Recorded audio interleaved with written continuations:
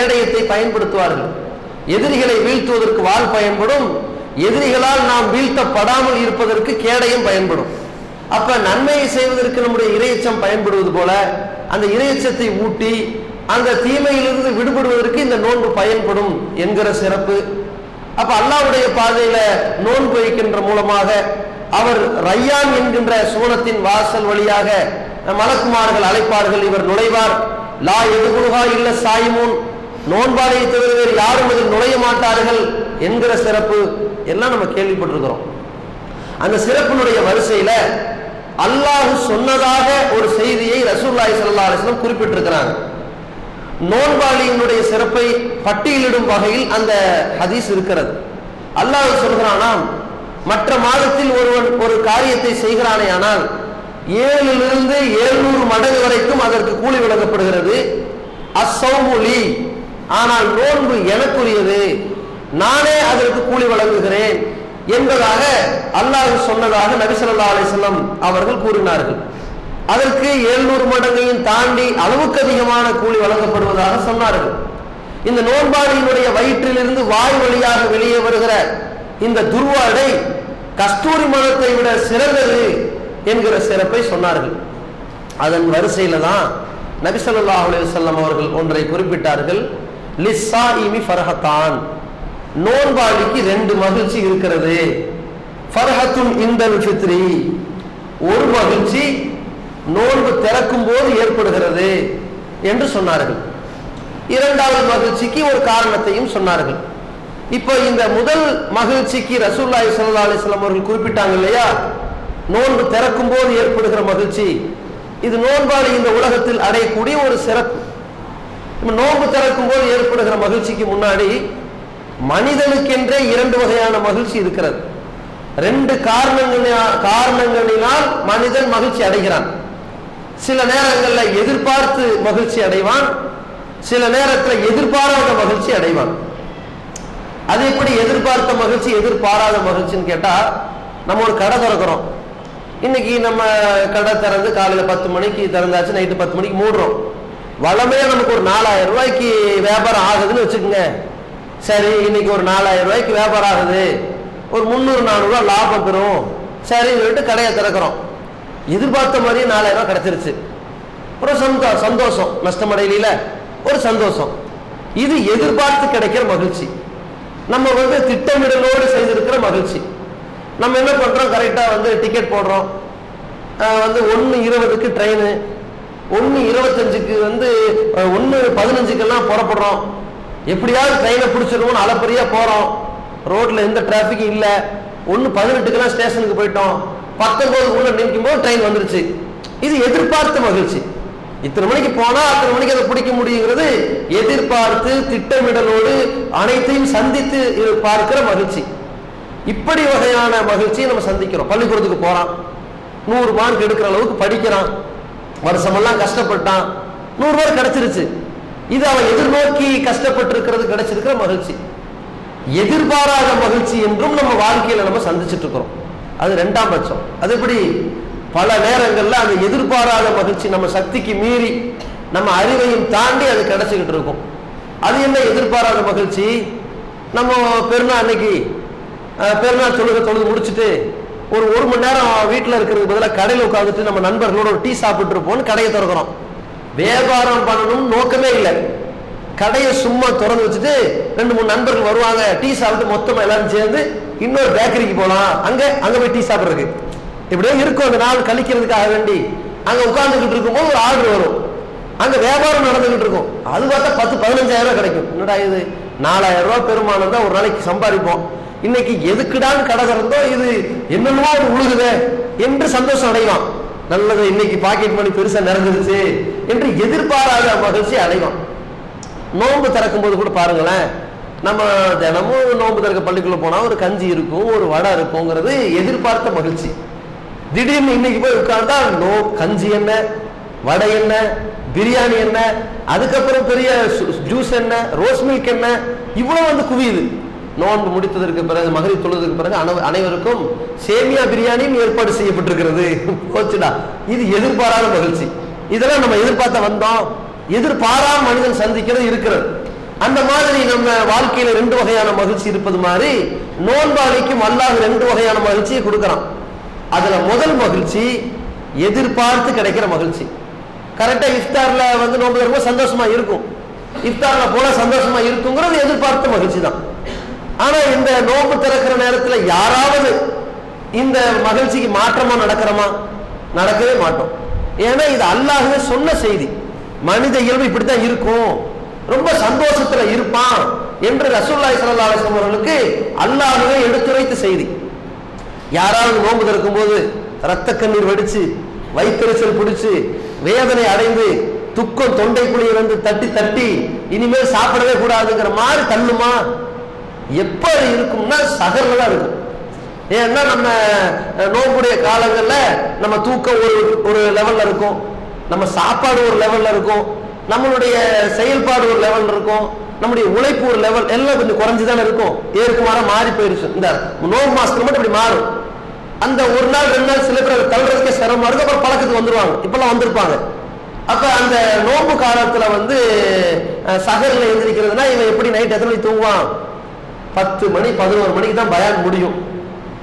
பயான் முடிஞ்சதோட இவன் ஒன்றுவானா? நம்மளால இபாதத்து கூட இருக்கும்ல, என்ன இபாதத்து? அதை பத்தி இங்க ஒரு பட்டிமன்ற வேற நடக்கும். அதை பத்தி எப்படி பேசினாங்க, இந்த ஹதீஸ் நல்லா இருந்துச்சு, இது இப்படி இருந்துச்சு, அது அப்படி இருந்துச்சு, அப்ப இதுக்கு என்ன விளக்கம், இதுக்கு என்ன சந்தேகம், உலகளாவிய எளிய மார்க்கமெல்லாம் அங்கதான் வரும் அவனுக்கு. அப்ப அத்தனை கேள்விக்கும் டவுட் எல்லாம் கிளியர் ஆயிட்டு 12:30 போவான் வீட்டுல இருந்து, இது பள்ளியில இருந்து. வீட்டுக்கு போனாண்டா வீட்டுல என்னது, மூஞ்சி வரைச்சி வச்சு உட்கார்ந்துருப்பாங்க. இப்படித்தான் ஒரு சகருக்கு இஃப்தாருக்கு போனவர் 6 மணி நேரமா கழிச்சு வர்றது, வந்து எட்டி பாக்குறதுல எவ்வளவு கஷ்டப்பட்டு சமைச்சு வச்சிருக்கிறேன். சரி சரி, அது என்னன்னா காலையில வேலைக்கு போனேன்னா அங்க நடந்துச்சுன்னு 10 மணிலிருந்து நைட்டு 12 மணிக்கு நடந்த நிகழ்ச்சி நிரலை எடுத்து வைப்பாரு. அது ஒரு 1:30 மணி ஆயிரும். தூங்குனான்னு வைங்க, திடீர்னு சகருக்கு டைம் ஆச்சு எழுப்புவாங்க. நம்ம தாய்மார்கள் 3 மணிக்கு எழுந்திரிச்சு சமைக்க ஆரம்பிச்சிருவாங்களா, எழுப்பிட ஆரம்பிச்சிருவாங்க. எழுப்புனா இவனுக்கு இன்னும் கொசு கடிச்சு திரும்பிப்படுத்த மாதிரி தெரியும். என்னடா இப்பதான் தூங்கணும், அதுக்குள்ள முடிச்சு சகர் வந்துச்சுன்னு சொல்றாங்களே, இது சரியில்லையா, என்ன இப்படி இருக்குன்னு கோவப்பட்டு படுப்பான். வச்சுக்க தலையோட மூடி வச்சு படுத்துட்டு இருப்பான். எங்க நாளாச்சு எந்திரிங்க, சரி சரி கொஞ்ச நேரம் கழிச்சு எழுப்பு. கொஞ்ச நேரம் எத்தனை நேரம் இருக்குது, இன்னும் கொஞ்சம் தான் இருக்குது, 4:30 ஆச்சுங்க எந்திரிங்க. அப்பதான் ஒரு பெரிய மார்க்க ஞான உதயம் அவனுக்கு பிறக்கும். சகர் முடிவு நேரம் என்ன அப்படின்னு கேட்பான். சகர் முடிவு 4:45, 40க்கு எழுப்புங்க, வந்து சேர்ந்துடுறேன். எதுக்கு? பல்லு விளக்கறக்கா? அதுக்கே டைம் பத்தாது. 40க்கு வேகமா சாப்பிடுறதுக்கு. ஏன்னா அந்த நேரத்துல சாப்பிட தோணாது. அது அல்லாஹ்வுடைய பரக்கத்தின் அடிப்படையில தான் அது நமக்கு உள்ள இறங்குது. சாப்பிட வேண்டிய டைமும் அது இல்லை. நைட்டு சாப்பிட்டதே செரிமானமாகாதா, நோம்புல வேற இறங்கிருச்சு பானை. அதுக்கப்புறம் ஒரு 7 மணிக்கு வேற வீட்டுலயோ வெளியே போய் அது ஒரு டிஃபனு. அதுக்கப்புறம் இரவு தொழுகையில நின்று தொழுது இருக்கிறோமேங்கிற சிரமத்துல போய் ஒரு டிஃபனு. 3 டிஃபனு சரி கட்டிட்டு வர்றதுக்குள்ள சகர் வந்துருது. அப்ப இதையும் சரி கட்டணும்ல. அப்ப அந்த மாதிரி டைம்ல அல்லாஹ்வுடைய பரக்கத்தினால்தான் அது இறங்குது. அதனால தான் ரசூலுல்லாஹி ஸல்லல்லாஹு அலைஹி வஸல்லம் சொன்னாங்க, தஸஹரு, சஹர் செய்யுங்கள், இன்ன ஃபி ஸுஹூரி பரக்கா, சஹர் செய்வதில் பரக்கத்து இருக்கு, அல்லாஹ்வுடைய அபிவிருத்தி இறக்கப்படுதுன்னு சொன்னாங்க. அந்த மாதிரி ஒரு அம்சத்துல நம்ம சாப்பிட்டு இருக்கோம் இன்னைக்கு.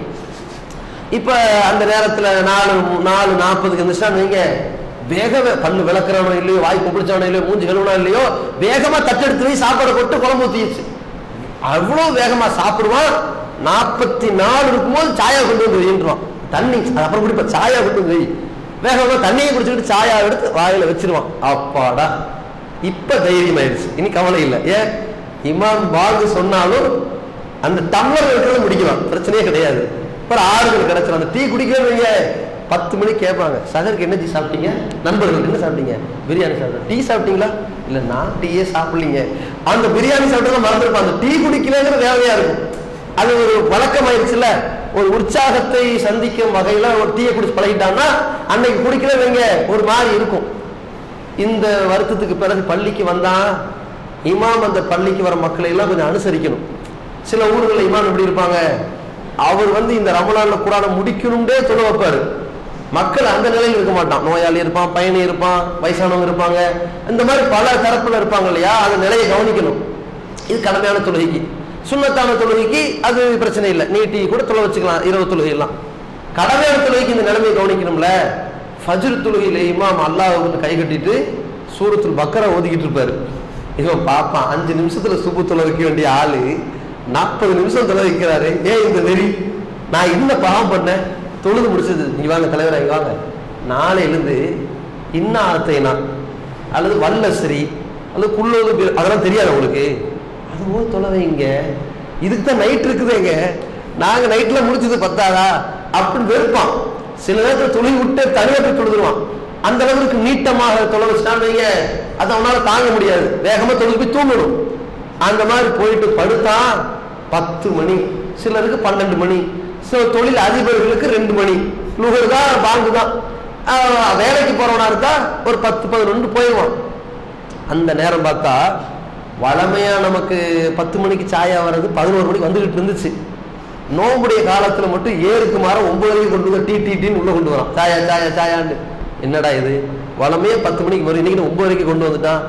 சரி, நோம்பு இல்லைன்னு நினைச்சிட்டு வழக்கமாகவே எடுத்து குடிச்சிடலான் டம்ளர்ல கை வச்சான்னு வைங்க, தப்பு வராது. மறதியில குடிச்சா அவன் மேல குற்றம் இல்லை, அல்லாவே கொடுத்த ரிஸ்க் மாதிரி.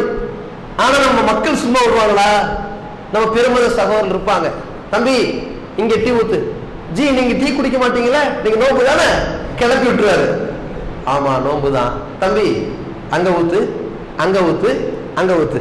ஜி போண்டா வந்து டீயே குடிக்க முடியல, போண்டா வேற போ, இன்னைக்கு எல்லாம் போண்டா வடன் எல்லாம் கொண்டு வாங்க. இதெல்லாம் பாக்குறது நல்லா தெரியும். அதை பார்த்தோன்னு அது எண்ணெய் வடி மாதிரியும் லைட்டா உருளைக்கிழங்கு ஒட்டின மாதிரியும் உளுந்து விட சுட சுட வந்த மாதிரி இதெல்லாம் பார்த்து இன்னைக்கு நம்ம நோம்பு வச்சிருக்காம இருந்திருக்கலாமோ என்று இழுக்கும். ஏன்னா சைத்தானை பொறுத்த வரைக்கும் நம்ம எல்லாம் என்ன நினைச்சிருக்கிறோம்னா, வெறுமனே நம்மளை தர்கா வழிபாடு செஞ்சு நம்மளை நாசமாக்குறதுக்கு தான் சைத்தான் இருக்கிறான்னு நினைச்சிருக்கிறோம். அது சைத்தானுடைய வேலை இல்லை. யார் யார் எதுல எல்லாம் வீக்னஸா இருக்கிறானோ அதுல இழுத்துட்டு போய் நரகத்துல தள்ளுறதுதான் சைத்தானுடைய வேலை. ஒருத்தருக்கு வந்து தொழுகையினுடைய அசட்டையா நல்லா புரட்டிட்டு தூங்க வச்சிருவான். இன்னைக்கு வந்து நம்ம இணை வைக்கக்கூடியவர்கள்லாம் சுபுக்கு வரலைங்கிற கம்ப்ளைண்ட் வருதா? ஏன் வரல? சைத்தான் பார்த்துட்டான். நீ தொழுதா என்ன, தொழுகாட்டி என்ன, தஹஜ் தொழுதா என்ன, தராவி தொழுதா என்ன, என்னமோ பண்ணிட்டு போ, உனக்கு அடிப்படை அஸ்திவாரத்தை கழட்டி விட்டாச்சே. இணை வைக்கிறவனா போயிட்ட நீ என்ன தொழுதாலும் கூலி கிடைக்க போறது இல்ல. எனக்கு உன் மேல வேலை முடிஞ்சு போச்சு, நேரம் இங்க வருவோம். இவன் எனக்கு இணை வைக்க மாட்டான், அல்லாவும் இணை வைக்க மாட்டேங்கிறான். அப்போ நம்ம வழிக்கு வரமாட்டேங்கிறான். எதுல அல்லாஹ் வணங்குறோம் குறிப்பா நிக்கிறான்? தொழுகைதான் அன்றாடம் நான் அல்லாஹ்வை வணங்குறேன், இணை வைக்கலங்கிற நிரூபிக்கிற சான்றா இருக்குது, அதுல கோட்டை விட வைப்போம் என்றுட்டு போய் தலையில உட்காந்துக்கிட்டு இல்ல யோசிச்சு பாரு, இப்பதான் தூங்கி இருக்கிற, எவ்வளவு நேரம் இருக்கு தெரியுமா அப்படின்னு தூங்க வச்சிருவான். அப்ப இந்த மாதிரி எல்லாம் சைத்தானுடைய ஊசலாட்டம் இந்த ஏகத்துவவாதியை தான் தொழுகையில பாதிக்கும். ஏன்னா யார் யார் எப்படி வீக்னஸ் இழுக்க முடியுமோ அப்படிதான் இழுப்பான். சில பேர் என்ன செய்வாங்க, தொழுகை கரெக்டா இருக்கும், வந்து நோன்பு கரெக்டா வைப்பாங்க, அள்ளி வழங்குறது கரெக்டா இருக்கும், பெண்கள் விஷயத்துல ஒரு குறை வச்சிருப்பான். அவனுக்கு கண்ணுக்கு மட்டுமே பாக்குற பெண்கள்லாம் அழகான மாதிரியே காட்சி அளிப்பான். யோசிச்சுப்பார், உன் மனைவியை யோசிச்சுப்பார், அதை விட இந்த பெண்ணை திருமணம் பண்ணிருக்கலாமே என்று யோசிச்சுப்பார். இப்படின்னு கிளம்பும் போது இப்படியே ஆரம்பிச்சிருவான். இந்த சிந்தனை வந்து வீட்டுல போதுமானதா தெரியாத அளவுக்கு இவன் வழிகேட்டின் பக்கம் போவான். அதே மாதிரி சிலருக்கு என்ன வீக்னஸ் இருக்கும், ஒன்னான ஒரு கஞ்சனா இருப்பான். அவன் சொல்லுவான், அல்லாஹ்வுடைய கிருபைனாலுங்க நான்லாம் வருஷத்துக்கு ரமலானா திருப்பூர்ல இருக்கிறதே இல்லைங்க, எங்க தலைமறை ஆயிருவீங்களா? இல்ல இல்ல உம்ராவுக்கு போயிடுவேன், அங்க போய் அல்லாண்டு காபத்துல வாசல்ல போய் படுத்துக்குவேன் இப்படிம்பாங்க. என்ன அந்த அளவுக்கு இபாதத்தான், இபாதத்தாலின்னு 4 பேர் சொல்லணுமா? சரி 10 உம்ரா நீங்க 5 லட்சம் ரூபாய் காலியா போச்சு, பக்கத்து வீட்டுல படிப்புக்கு செலவுக்கு ஒருத்தர் கஷ்டப்பட்டு இருந்தானே ஏழை பையன், அவனுக்கு ஏதாவது உதவி செஞ்சீங்களா? அந்த வகைக்கெல்லாம் நம்ம செய்யறது இல்லைங்க. சரி இந்த பக்கம் வந்து வெள்ள நிவாரணத்துல வீடு எல்லாம் அடிச்சுட்டு போயிருச்சு, அவனுக்கு ஏதாவது வாழ்வாதாரம், அந்த டைம் நான் ஊர்ல இல்லைங்க, இந்த இப்படிதான் பேசுவான் அவன். தர்மம் செய்யறதுக்கு எண்ணமே வராது.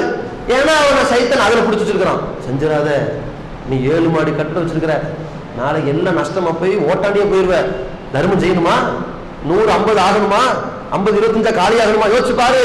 இப்படியே சைத்தன் யோசிக்க விடுவான். எந்த அளவு இருக்குன்னா, அல்லாஹ்வுடைய திருப்தியை நாடி அங்க முதியோர்களோ சிறுவர்களோ இருக்கு, அள்ளி போடுங்கன்றோம். 1000 ரூபாய் கொடுக்கலான்னு எடுப்பான். 1000 ரூபாய் 10 100 ரூபாய் சேர்ந்தா ஒரு 1000 ரூபாய். யோசிச்சு பாரு, 500 ரூபாய் கொடுத்தா போதுமோ? அப்படியும் இஷ்டம். இதெல்லாம் உள்ளத்தில் நடக்கிற வேலைகள். 500 ரூபாய் ஒரு முடிவுக்கு வருவான். 500 ரூபாய் இருந்தா 3 நாள் சாப்பாடு வீட்டுல சமாளிச்சிடலாம். யோசிச்சு பாரு. சரி ஒரு 100 ரூபாய் கொடுப்போம். 100 ரூபாய் கொடுக்கும்போது உனக்கு பக்கத்துல உள்ளவன் 10 ரூபாய் தான் துண்டுல போட்டான், அதையும் கொஞ்சம் கவனத்துல வச்சுப்பாரு. ஓ அவ்வளவு. இவன் என்ன யோசிக்கணும், அவன் சக்திக்கு 10 ரூபாய் போட்டான்னா அவன் தான் கோடீஸ்வரன், நம்ம சக்திக்கு வந்து 1000 ரூபாய் தான் 100 ரூபாய் கொடுக்கணும்ல. இவன் அவனே 10 ரூபாய் தானா, நம்ம ஒரு 20 ரூபாய் போட்டா போதும், இந்த கவனத்துல வந்துருவான். 20 ரூபாய் இப்பவே போடணும்னு அவசியம் இல்லையே, வீட்டுல போய் கொடுத்தா போதுமே. சரி மணி ஆர்டர் அனுப்புறஞ்சி போயிடுவான். 20 ரூபாய் எந்த காலத்துல போய் போஸ்ட் ஆபீஸ்ல இருந்து மணி ஆர்டர் அனுப்ப போறான். யார்த்தையாவது தேடி வந்தா கொடுக்கலாம், விட்டுருவான். முடிஞ்சிருச்சுல. சைதான் ஆப்பாடா ஜெயிச்சாச்சு, ஆளை காலி பண்ணியாச்சு, என்னைக்கு வந்து நயா பைசா கொடுக்க முடியாது அப்படிங்கிற வேலையை உண்டாக்கிடுவான். சில பேர் எப்படி இருப்பாங்க, இந்த மாதிரியான காரியங்கள் எல்லாம் இருக்காம தொழுகை, நோன்பு, சக்காத்து, ஹஜ் எல்லாத்துக்கும் இருக்கும். ஒன்னாவது மூட நம்பிக்கையில் விழுந்தவனா இருப்பான். அன்னைக்குன்னு பார்த்து என்ன செய்வான், சிஷு காலையில கடை திறக்கும் போது சாவியை வச்சு சட்டை உதறவே இல்லையே, சட்டை ஒரு 10 இடம் உரசிருக்கலாமே, இன்னைக்கு வியாபாரம் ஆகாதே, இப்படி போய் உட்கார்ந்துருப்பான். சைத்தான் பார்ப்பான், நல்லா போச்சுடா இந்த வெள்ளக்கல்லுக்காரன் இதோட விழுந்தான், இவனுக்கு இந்த வெள்ளக்கல்ல கட்டி வச்சே இவன் மார்க்கத்தை அழிச்சிடலாம், இனி இவன் தொழுதா என்ன நோன்பு வச்சா என்ன, இப்படி வலிச்சிருவான். இது மாதிரி சைத்தானை பொறுத்த வரைக்கும் அந்த நேரம் பார்த்து அடிப்பான், எப்ப இவனை சருக வைக்கலாம்னு எதிர்பார்த்துக்கிட்டு இருப்பான்.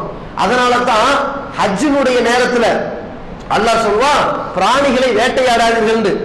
அந்த ஹஜ்ஜுடைய நேரத்துல அந்த சஹாபாக்கள் போவாங்கல்ல, அப்பதான் ஆடு வந்து நிற்கும், மான் வந்து நிற்கும், ஒட்டகம் வந்து நிற்கும், எதையாவது பிடிக்கலான்னு தூண்டும். அப்படி ஒரு எண்ண ஓட்டமும் நடக்கும்.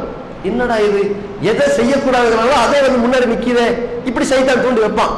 அந்த மாதிரி எல்லாம் அது எப்போ போற மாதிரி போகும். இவன் என்ன ஓட்டத்தை இழுக்க வைப்பான். ஆடு கொடு இருக்குது, அறுத்தம்டா 15 கிலோ தேரும், யோசிச்சு பாத்துக்க, இன்னைக்கு ஒரு நாள் அப்படிங்கும் போதே உம்ராவை கலைக்கலாமா, இவ்வளவு கலப்பை ஏற்படுத்திக்கிட்டு இருப்பான். அதே மாதிரி ரசூலுல்லாஹி நல்ல மனைவியோட கூடக்கூடாது, கூடுனா ஒண்ணுக்கு நீ 60 நோம்பு வைக்கணும். மனைவியோட கூடாதுங்கிற நிலைமையில இவன் சைத்தானோட எடுப்பான். கூடதான் கூடாது, கிட்ட உட்கார்ந்து பேசுறது தப்பு இல்லை, இப்படியே கொண்டு போய் நாசமாக்கி விட்டுருவான்.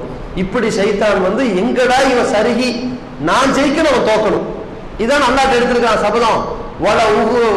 மண்ணி என்னகும் அவர்களுக்கு எல்லாம் அழகா காட்டி, ஆமரன்னகும் அவர்களுக்கு நிறைய செய்ய தூண்டி, உதிர் என்னகும் எல்லாரையும் நாசமாக்க போறேன் தான் அல்லாஹ்ட்ட அவன் உறுதிமொழி எடுத்துக்கிறான். அல்லாஹ் என்ன சொல்றான், நீ என்ன வேணாலும் பண்ணி பாரு அப்படின்னு சொல்லிட்டான். அந்த சைத்தானை கடைசியில சொல்றான், இல்லா இபாதக்க மின்ஹுமுல் முஹ்லஸீன், இறையச்சத்தோடு மன தூய்மையோடு இபாதத் செய்யறானே அவனை என்னால ஒண்ணு பண்ண முடியாது, மத்தவங்க காலி, இப்படிதான் இருக்கிறான். இந்த மாதிரி நேரத்துல நோம்புடைய பகல்ல நம்ம நிலைமை எப்படி இருக்குது, சாயாவை பார்த்த உடனே கொஞ்சம் ஆட்டம் வருது. அதுக்கப்புறம் பார்த்தா 10 ஒரு பிரியாணி கடை நம்ம வீட்டு பக்கமே இருக்கும், இன்னைக்கு புதுசா திறந்துருப்பாங்க, ஒரு பிளேட் 30 ரூபா, ஒண்ணு வாங்கினா ஒண்ணு ஃப்ரீன்னு வேற போட்டிருப்பான். சுட சுட இருக்குது கிறுக்கு. இங்க நேத்து கடை திறந்தீங்கன்னா 10 பிளேட் வாங்கியிருப்பேன், அது இப்பதான் கடை திறக்கணுமா, அன்னைக்குதான் அந்த பிரியாணி ஸ்மெல்லும் நல்லாவே இருக்கும். என்னைக்குமே பிரியாணி உருப்படியா போக மாட்டேன், இன்னைக்கு பாருங்க எவ்வளவு டேஸ்டா போட்டுருக்கான், சாப்பிடல அந்த ஸ்மெல் இழுக்கும். அப்படி பக்கத்துக்கு வீட்டுக்கு போறாங்க, இங்க பக்கத்து வீட்டுல ஒரு மீன் பிடிச்சிக்கிட்டு இருப்பாங்க, சரியான மீன், மத்தியோ அயிலையோ நெய் மீன் சீலாவோ யாரு கண்டா. இந்த பக்கம் பார்த்தா அங்க பிரியாணி ஓடிக்கிட்டு இருக்கும், நம்ம வீட்டுல நெய்ச்சோறு வேற, சாப்பிட முடியும், சரி போய் தூங்குவோம் அப்படின்னு 2 மணிக்கு சாஞ்சான்னு வைங்க, பசி ஒலட்டிக்கிட்டே இருக்கும். இப்படி இப்படி படுத்துட்டு ஒரு 3 மணி ஆயிரும். எங்க கொட்டரை வச்சுக்கிட்டு போய் கஞ்சி வாங்கிட்டு வாங்க. பள்ளிக்கு வந்தாச்சு. பள்ளிக்கு வந்து அசர் தொழுது கஞ்சி வாங்கிட்டு வீட்டில் போய் நோம்பு திறந்தான், அதோட அவன் முடிஞ்சான். ஏன்னு வைங்க, பள்ளியில நோம்பு திறக்கிறதாவது எவ்வளோ பரவாயில்லைங்க, வீட்டில் நோம்பு திறந்தாண்டா பரபரப்பினுடைய உச்சகட்டத்துக்கே போயிடுவான். இவன் 5:30 இப்ப உட்கார்ந்துட்டு எடுத்து இந்த கஞ்சி கொட்டெல்லாம் கொண்டு வாங்க, இப்பதாங்க 5:30 ஆச்சு, 6:50க்கு தாங்க. அதனால என்ன, 6 வேண்டாம், எடுத்து எல்லாம் ஊத்து, எல்லாம் கொட்டரா ஊத்தி வச்சாச்சு. இந்த பரபரப்பு ஆரம்பிச்சிடும். உனக்கு வடை இருக்கா, இல்ல இப்ப வாங்கிட்டு வர, கீழே ஒரு வித்துட்டு இருக்கான், 5-10 ரூபாயா, உடனே அங்கேயும் அதையும் வாங்கிட்டு வச்சாச்சு. வேற ஏதாவது இருக்கா, என்னமோ கலக்கிட்டு இருந்தீங்க, டேங்க் கலக்கிட்டு, சீக்கிரம் கொண்டு வந்து வெயி. ரஸ்னா கணக்குல டேங்க், அது மாதிரி ரஸ்னா கணக்குல லெமன் ஜூஸ் இல்ல, இருக்கு அதையும் கொண்டு வெயி. வேற என்ன இருக்கு, ஏதாவது ஆப்பிள் மாதுளை திராட்சை இருக்கா, அதையும் கொண்டு வெயி.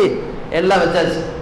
அதுக்கு இந்த மதியானம் ஏதோ பிரியாணி ஸ்மெல் அடிச்சு, அது என்னது மக்ரூனி கிண்டுன, அதையும் அங்க வச்சிருக்கிற, இல்லைங்க நீங்க மகரிப் தொழுதுட்டு வந்து அதெல்லாம் தேவை கிடையாது, இப்ப வெய் சாப்பிடுவோம், எல்லாத்தையும் சாப்பிடுவோம்.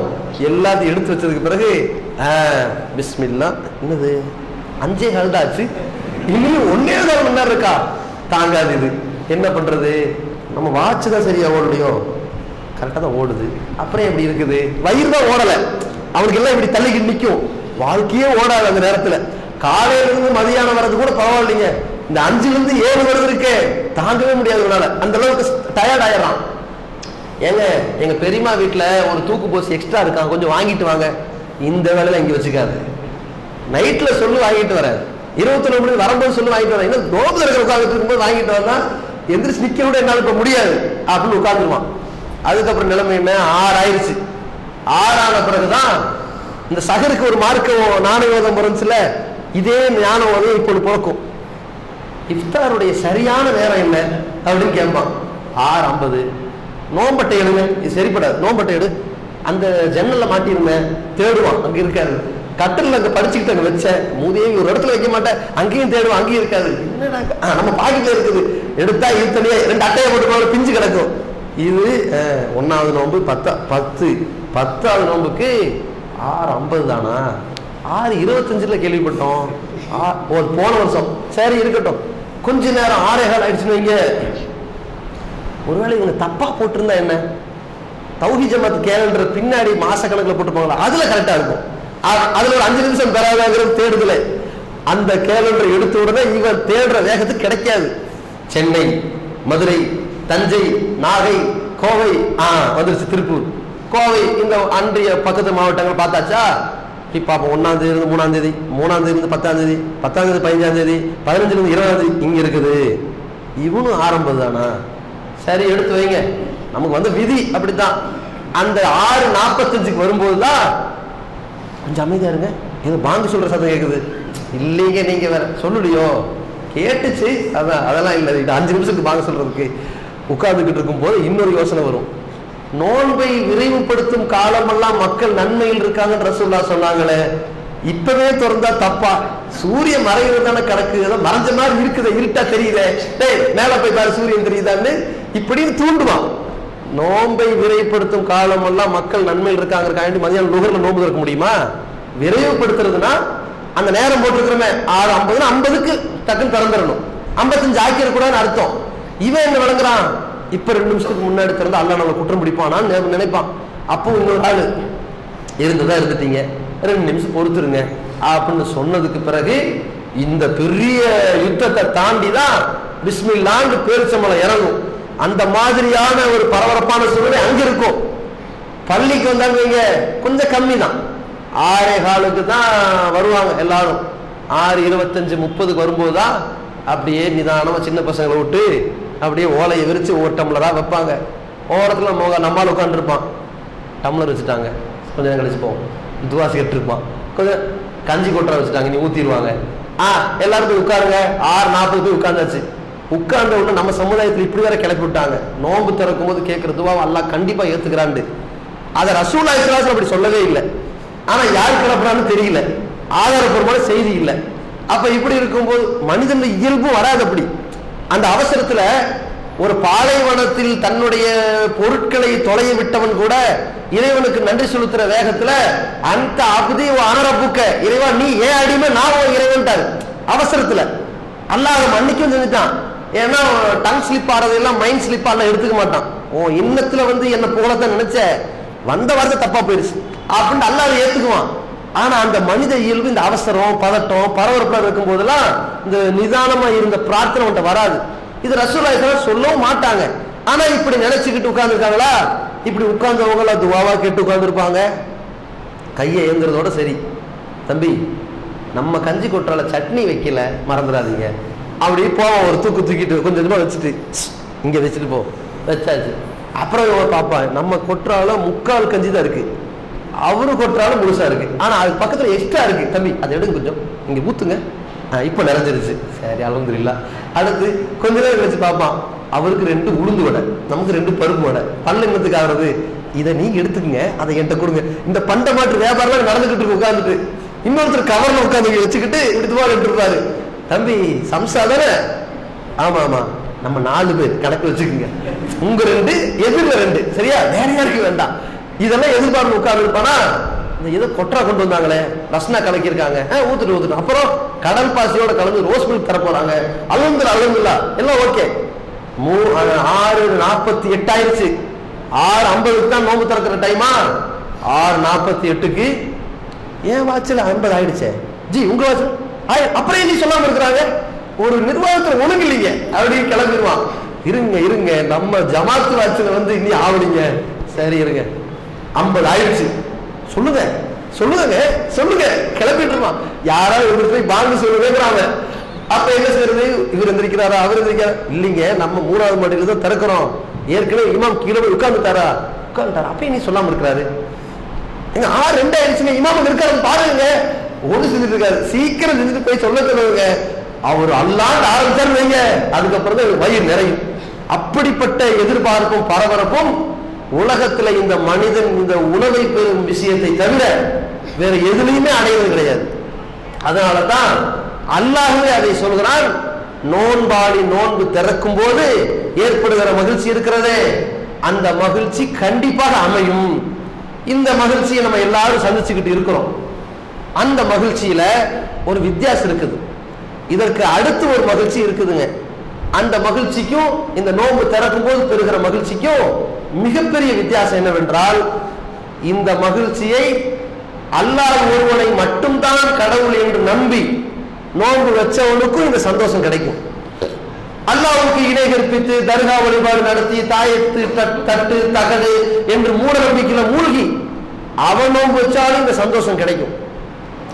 அல்லாஹ்வுடைய தூதரை பின்பற்றாமல் இமாம்கள் மதுஹபுகள் என்ற பெயரால் முன்னோர்களை பின்பற்றி தொழுகிறான் நோன்பு வைக்கிறான்னா இவனுக்கும் இந்த நோன்பு திறக்கும் போது சந்தோஷம் இருக்கும்.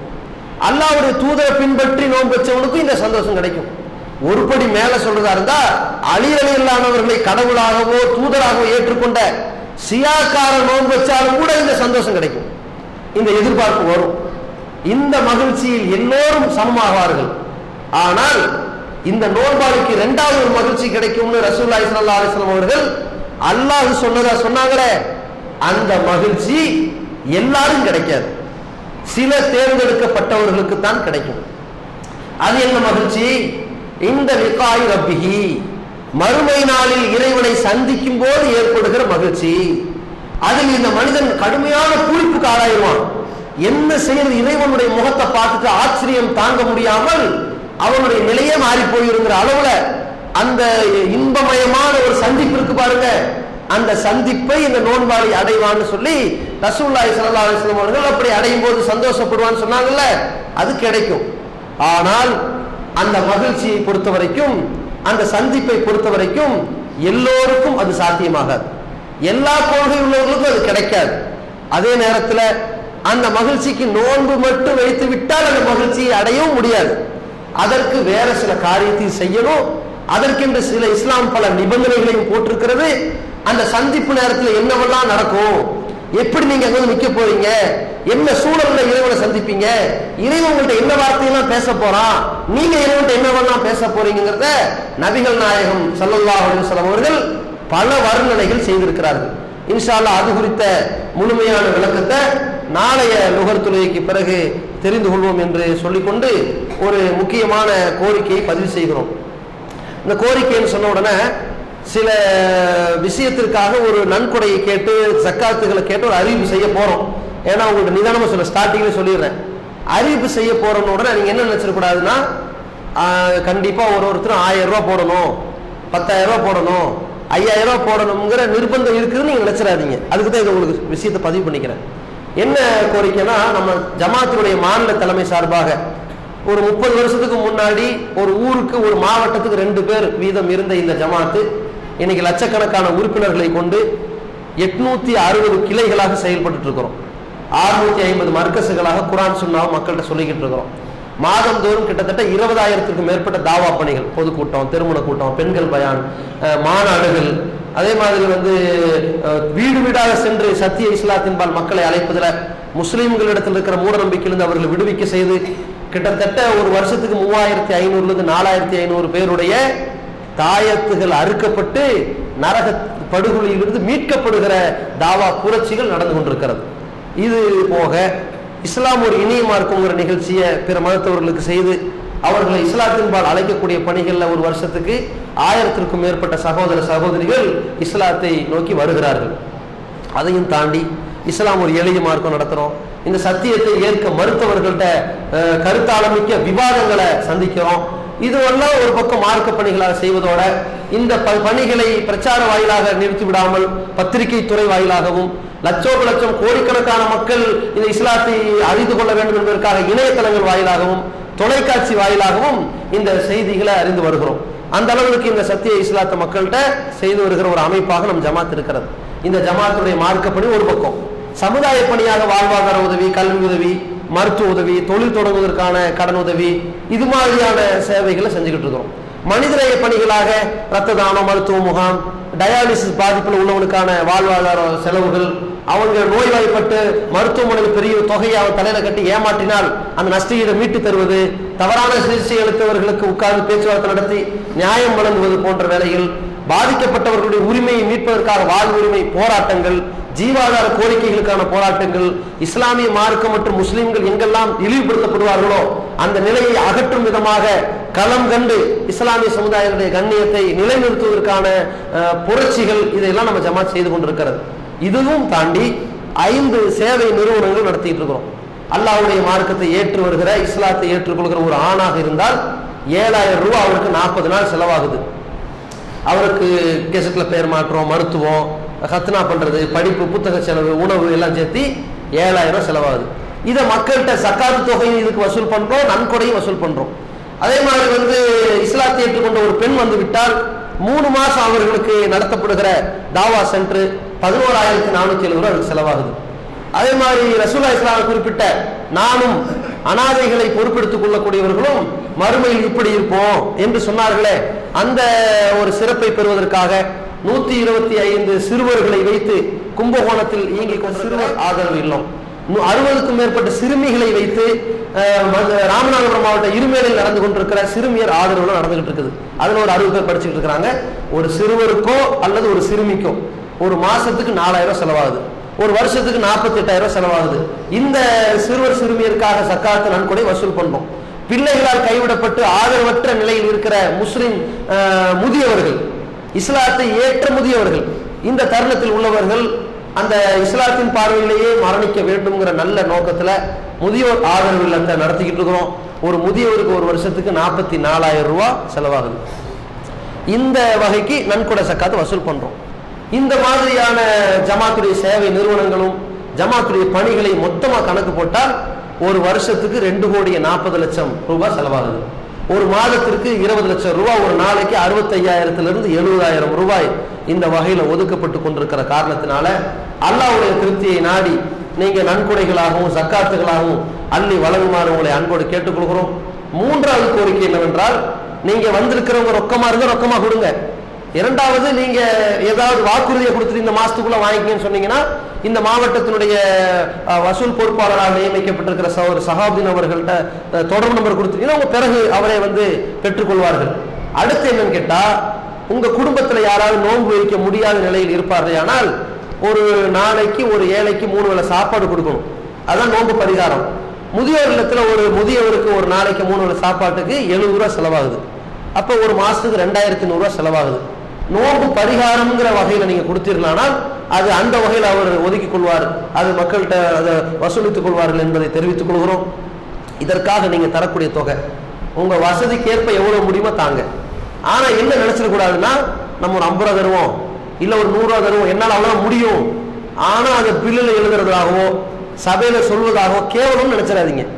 அந்த அடிப்படையை இங்க விதைக்கிறதுக்கு தான் நம்ம இந்த ஒரு சிறப்பை எடுத்துட்டோம். இதை ஏன் இதை சொல்ல வரோம்னா, பொதுவாக நம்ம தமிழகத்துல பல ஏழைகள் வாழ்கிற கிளைகள் இருக்கும், செல்வந்தர்களும் ஏழைகளும் கலந்த கிளைகள் இருக்கும். அதில் ஒன்று இந்த கோம்பை தோட்டம் இல்லையா? மக்கள்கிட்ட எப்படின்னா 500 ரூபாய் 1000 ரூபாயா வரக்கூடிய பெரிய காந்தியாக முளைக்கக்கூடிய இடமா இருக்குதா?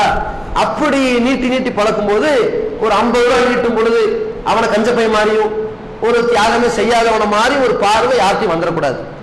அதனால தான் மார்க்கம் சொன்ன ஒரு அறிவுரை உங்கள்கிட்ட பதிவு செய்யறோம். எவ்வளவு முடியுமோ, உங்க வசதி இவ்வளவுதானா செய்யுங்க. 10,000மா உன் வசதி அவ்வளவுனா செஞ்சுட்டு போ.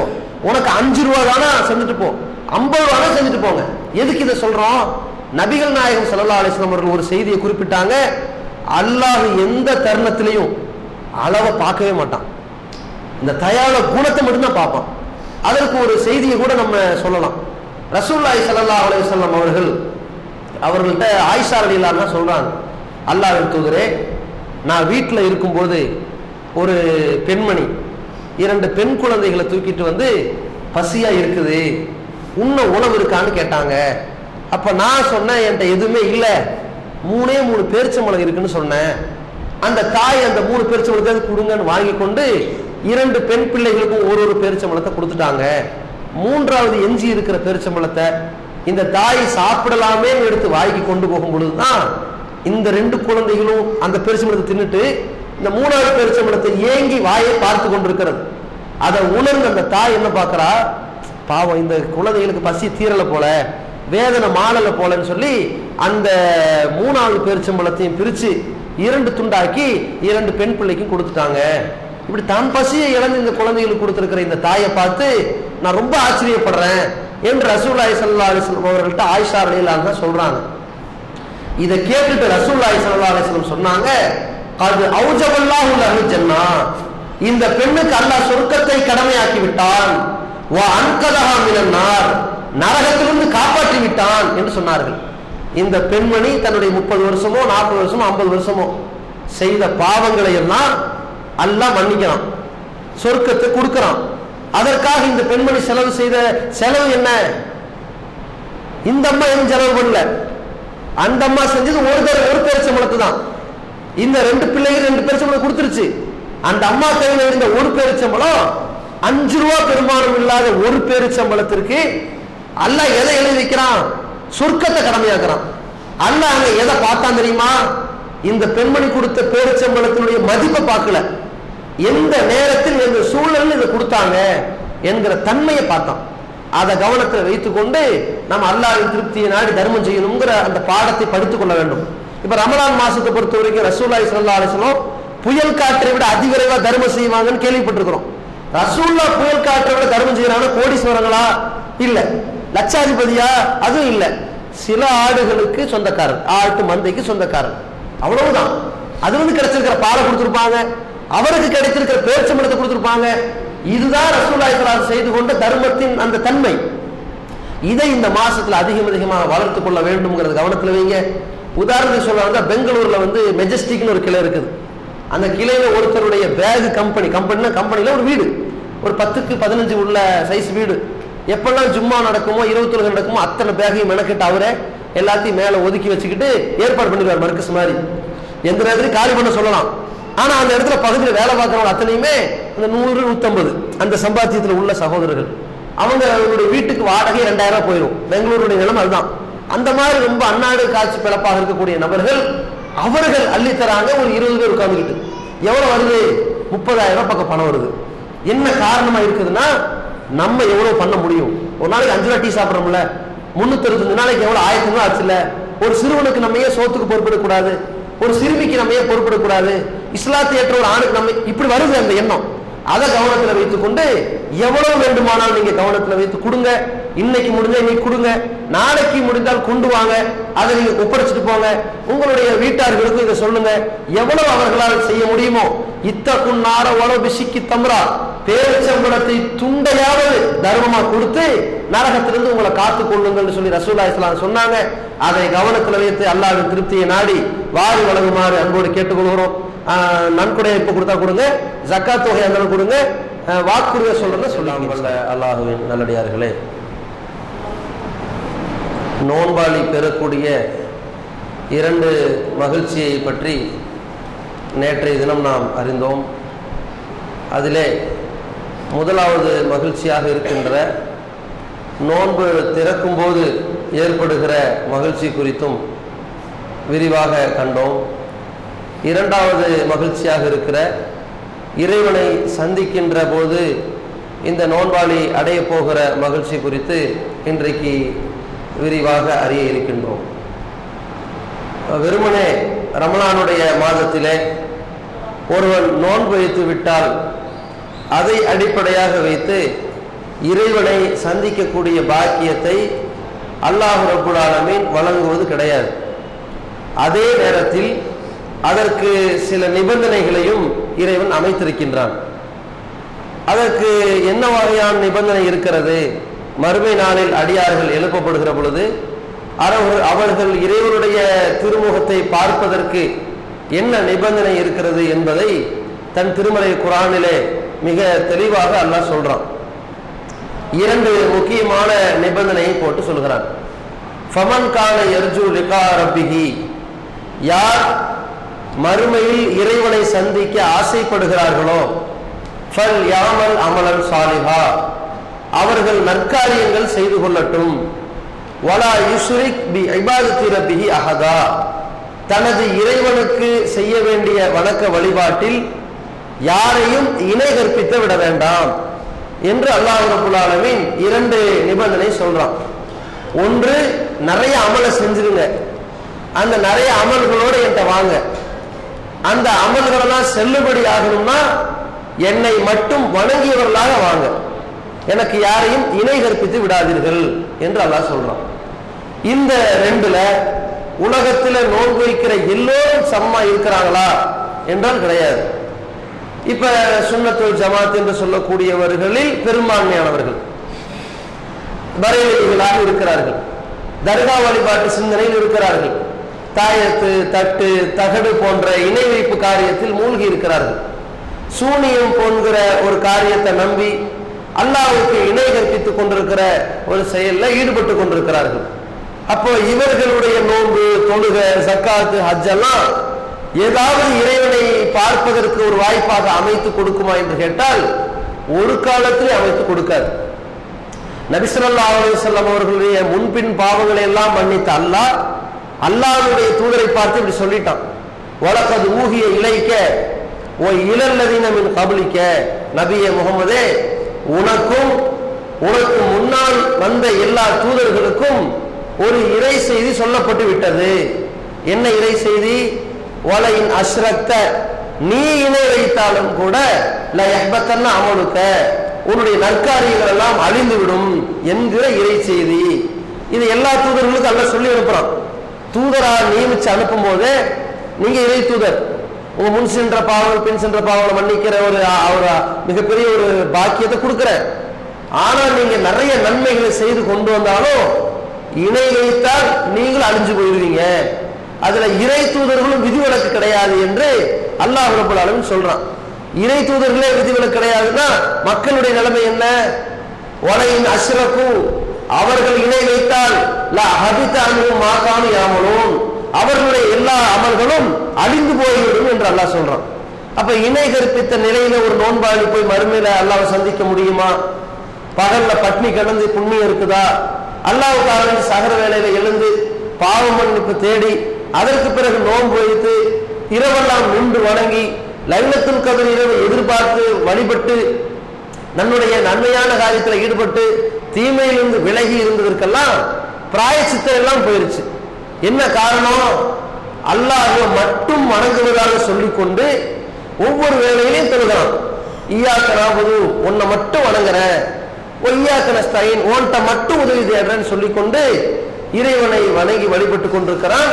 அது முடிஞ்சதுக்கு பிறகு இணை கற்பிக்கிறான்.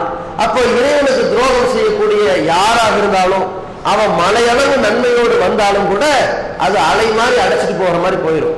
அப்ப இறைவன் என்ன நிபந்தனை எதிர்பார்க்கிறான்னா, எனக்கு இணை கற்பிக்க கூடாது, அதுதான் முக்கியம். அதை அல்லாஹ் ரப்பல் ஆலமீன் சொல்லிட்டான். இந்த இணை கற்பிக்க கூடாது என்பதைத்தான் மறுமையில பல இடங்கள்ல காரணமாக ஆக்குவான். எவ்வளவோ பெரிய பெரிய நன்மைகள் செய்தவர்கள் இறைவனுடைய கோபத்திற்கு ஆளாகி நரகத்தில் போயிருந்தாலும் கூட இறைவன் அவர்களுக்கு சொர்க்கத்தை கொடுக்க நினைத்திருந்தால் இணை வைப்பு இருக்கா இல்லைன்னு பார்ப்பான். இல்லைன்னு தெரிஞ்ச கூட்டு வந்துடுவான். இது எல்லாம் அல்லாஹ் பல கோணத்துல பார்ப்பான். எந்த அளவு இருக்குன்னா, உலகம் அழிக்கப்பட்டு அனைவரும் ஒரு நாளில் ஒன்று திரட்டப்படுவார்கள். ஒன்று திரட்டப்படுகிற நாளில் அல்லாஹ் என்ன செய்வான்? முதல்ல காபிர்கள், இணை கற்பித்தவர்கள், நயவஞ்சகர்கள், இவர்களை ஒரு இடத்துல கொண்டு வந்து நிப்பாட்டுவான். அப்படி நிப்பாட்டும் பொழுது ஃபமன் கான யாபுது ஷம்ஸ, உங்களில் யாரெல்லாம் சூரியனை கடவுளாக நம்பி இருக்கிறீர்களோ அதோ தெரிகிறது சூரியன், அந்த சூரியனை போல் வழிபடுங்கள், உங்க கடவுளை போய் பிடித்துக் கொள்ளுங்கள் என்று அல்லாஹ் சொல்லுவான். உத்தரவு வரும். இவங்க என்ன செய்வாங்க? நம்ம சூரியன் கடவுள் இங்க இருக்கிறாரு என்று கிட்ட போவார்கள். கிட்ட போனா சூரியன் இருக்காது. சூரியன் இல்லையே பரிதவிக்கும் போது தவறி விழுந்து விடுவார்கள். விழுந்த இடம் நரகமா இருக்கும். அப்ப இது என்ன? தூரத்துல பார்த்தா நமக்கு தெரியுது, கிட்டத்துல போனா தெரியல. இதுக்கு நம்ம எதை உதாரணம் சொல்லுவோம்? காணல் நீரை உதாரணம் சொல்லுவோம்ல. தூரத்துல பார்த்தா தண்ணி இருக்கிற மாதிரி தெரியும், ரோட்ல அப்படி அளவு இருக்கிற மாதிரி. கிட்ட வைப்பது தண்ணி இல்லை, அந்த வெப்பத்தின் காரணமா அது பிரதிபலிக்கும் நமக்கு. நீங்க கடுமையான வெயில்ல காருக்கு மேல பாருங்க, ஒரு நெருப்பு அலை போய்கிட்டு இருக்கிற மாதிரி இருக்கும், ஒரு வாகனத்துக்கு மேல அப்படி இப்படி அலை போயிட்டு இருக்கிற மாதிரி இருக்கும், ரோட்டுக்கு மேல பார்த்தா தண்ணி போயிட்டு இருக்கிற மாதிரி இருக்கும். இது காணல் நீர், காண்பதற்கு மட்டும்தான் நீர், அதான் காணல் நீர். கிட்ட கூட நீர் இருக்காது. அல்லாஹ் சொல்கிறான், யாரெல்லாம் அல்லாஹ்வுக்கு இணை கற்பிக்கிறார்களோ அவர்கள் காணல் நீரை பார்க்கிறார்கள், அப்படி காணல் நீரை தேடுகிறார்கள், மறுமையில் அவர்களுடைய காணல் நீரை தேடி வருவார்கள். யஜிதுஹு இந்தஹு அல்லாஹ், அந்த நேரத்தில் அவங்க யாரை அடைவார்கள் தெரியுமா? அல்லாஹ்வைத்தான் பார்ப்பார்கள். அல்லாஹ்வை பார்ப்பார்கள், நேரில் பார்க்கவில்லை, பார்க்க முடியாது. கல்லா இன்னஹும் அன் ரப்பிஹிம் யௌம இதில் லமஹ்ஜூபூன், இறை நிராகரிப்பாளர்கள், காபிர்கள், நயவஞ்சகர்கள், முஸ்ரிக்கீன்கள் இறைவனை பார்ப்பதை விட்டும் திரையிடப்பட்டு அவர்கள் அப்பாற்படுத்தப்பட்டு தூக்கி நரகத்தில் எரியப்பட்டு விடுவார்கள். அப்ப அல்லாஹ்வை அறிந்து கொள்வார்கள். என்னது? நம்ம அல்லாஹ் வணங்கி இருக்க கூடாதா? நம்ம அல்லாஹ் மட்டும் வணங்கி இருக்க கூடாதா? அவனுக்கு இணை கற்பிக்காமல் இருந்திருக்க கூடாதா? அவனை நிராகரிக்காமல் இருந்திருக்க கூடாதா? இரட்டை வேடம் போடாமல் இருந்திருக்க கூடாதா என்றெல்லாம் கதறி அல்லாஹ்வை பற்றி அறிந்து கொள்வார்கள் அப்படின்னு அல்லாஹ் சொல்றான். இதற்கு அப்புறம்தான் அல்லாஹ் ரப்பல் ஆலமீன் இந்த ஏகத்துவ கொள்கையின் அடிப்படையில் வாழ்ந்தவர்களை ஒன்று திரட்டுவான். அதுல பல ரகமான மக்கள் இருப்பார்கள். அந்த ஏகத்துவ இந்த இதெல்லாம் இதுக்கு 50,000 வருஷம் எடுக்கும். 50,000 வருடம் கணக்கில் உள்ள ஒரு நாள் எடுக்கும். அந்த நாளில் எல்லாரும் கலந்தா நிற்பான். அந்த 50,000 வருடங்கள் கழிந்ததுக்கு பிறகு அறிவிப்பு வரும். இந்த காபிர்கள், முஸ்ரிக்கீன்கள், நயவஞ்சகர்கள் தூக்கி எறியப்படுவார்கள். அதுக்கப்புறம் அறிவிப்பு என்ன? பாக்கி உள்ளது ஏகத்துவவாதிகள். ஏகத்துவவாதிகள்னா இணை வைக்காத நிலையில் பலதரப்பட்டிருப்பாங்கல்ல. நன்மையே செய்யாத ஜீரோல இருப்பான், அறவே செய்யாதவன் இருப்பான், இணை வச்சிருக்க மாட்டான். அதே மாதிரி 20% செஞ்சவன் இருப்பான், 21, 22, 30 இப்படி பல வகையில் இருப்பார்கள். அவர்களை எல்லாம் இறைவன் ஒன்று திரட்டி வைத்துக் கொண்டு அதுக்கப்புறம் தான் இந்த மீசான் வழங்கப்படுறதுலாம் இருக்குது.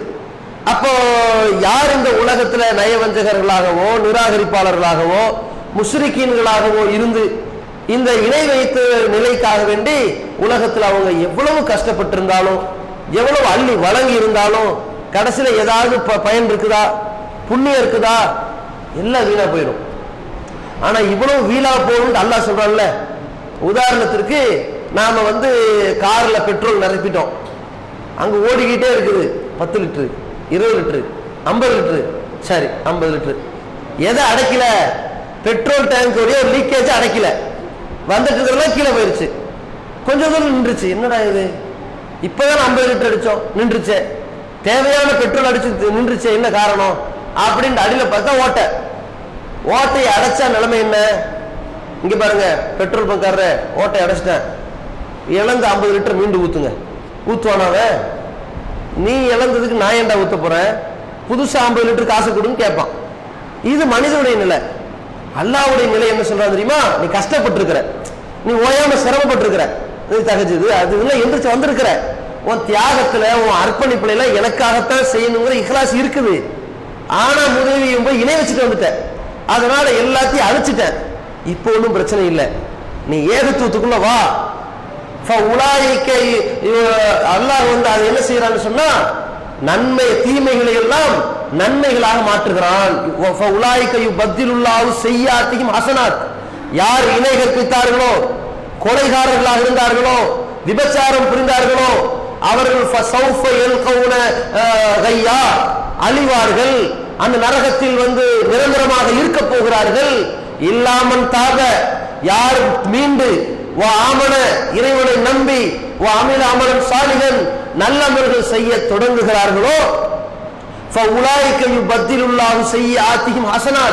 இவ்வளவு காலமாக அவர் செஞ்ச தீமைகளை எல்லாம் நன்மைகளாக அல்லாஹ் மாற்றி விடுகிறான்.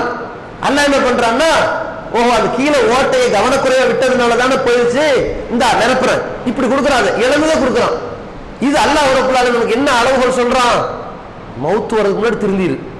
நீ 40 வருஷம் தொழுது இருக்கிற, நோன்பு வச்சிருக்கிற, ஹஜ் செஞ்சிருக்கிற, எல்லா தர்மத்தையும் செஞ்சிருக்கிற, எல்லா கூலியும் பெற்றிருக்கிறாய், இணை வைத்திருக்கிறாய், எதுவும் செல்லா பணமா இருக்குது, செல்லா காசா இருக்குது. ஒரே ஒரு வேலையை செஞ்சா போதும். இந்த 41 இருக்கிற பாவ மன்னிப்பு தேடி தௌஹீத் வழியா மாறிடு. அல்லாஹ் மட்டும்தான் வணங்குவேன். ஓ கஃபா பில்லாஹி வக்கீலா, பொறுப்பேற்பதற்கு அல்லாஹ் போதுமானவன்.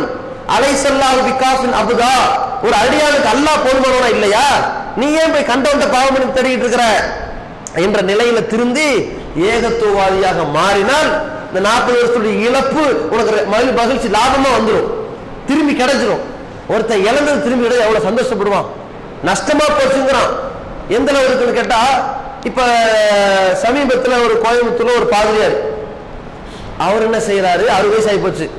அவரு இவ்வளவு வருஷமா இங்க ஒரு ட்ரஸ்ட் மாதிரி ஃபார்ம் பண்ணிக்கிட்டு, ட்ரஸ்ட் பண்ணாத ஊரே ஏமாத்தலாம்ல, ட்ரஸ்ட் மாதிரி ஃபார்ம் பண்ணிக்கிட்டு மக்களுக்கு அதை செய்யறேன் இதை செய்யறேன்னு சொல்லிட்டு சவுத் அமெரிக்காவில் படிச்சுட்டு வந்தவர். சவுத் அமெரிக்காவில் பிரேசிலுங்கிற பகுதியில் இருந்து அவரு தொடர்ச்சியா அவங்க இருக்கிற நன்கொடையாளர்கள்ட்ட பணம் வாங்கிட்டே வராரு.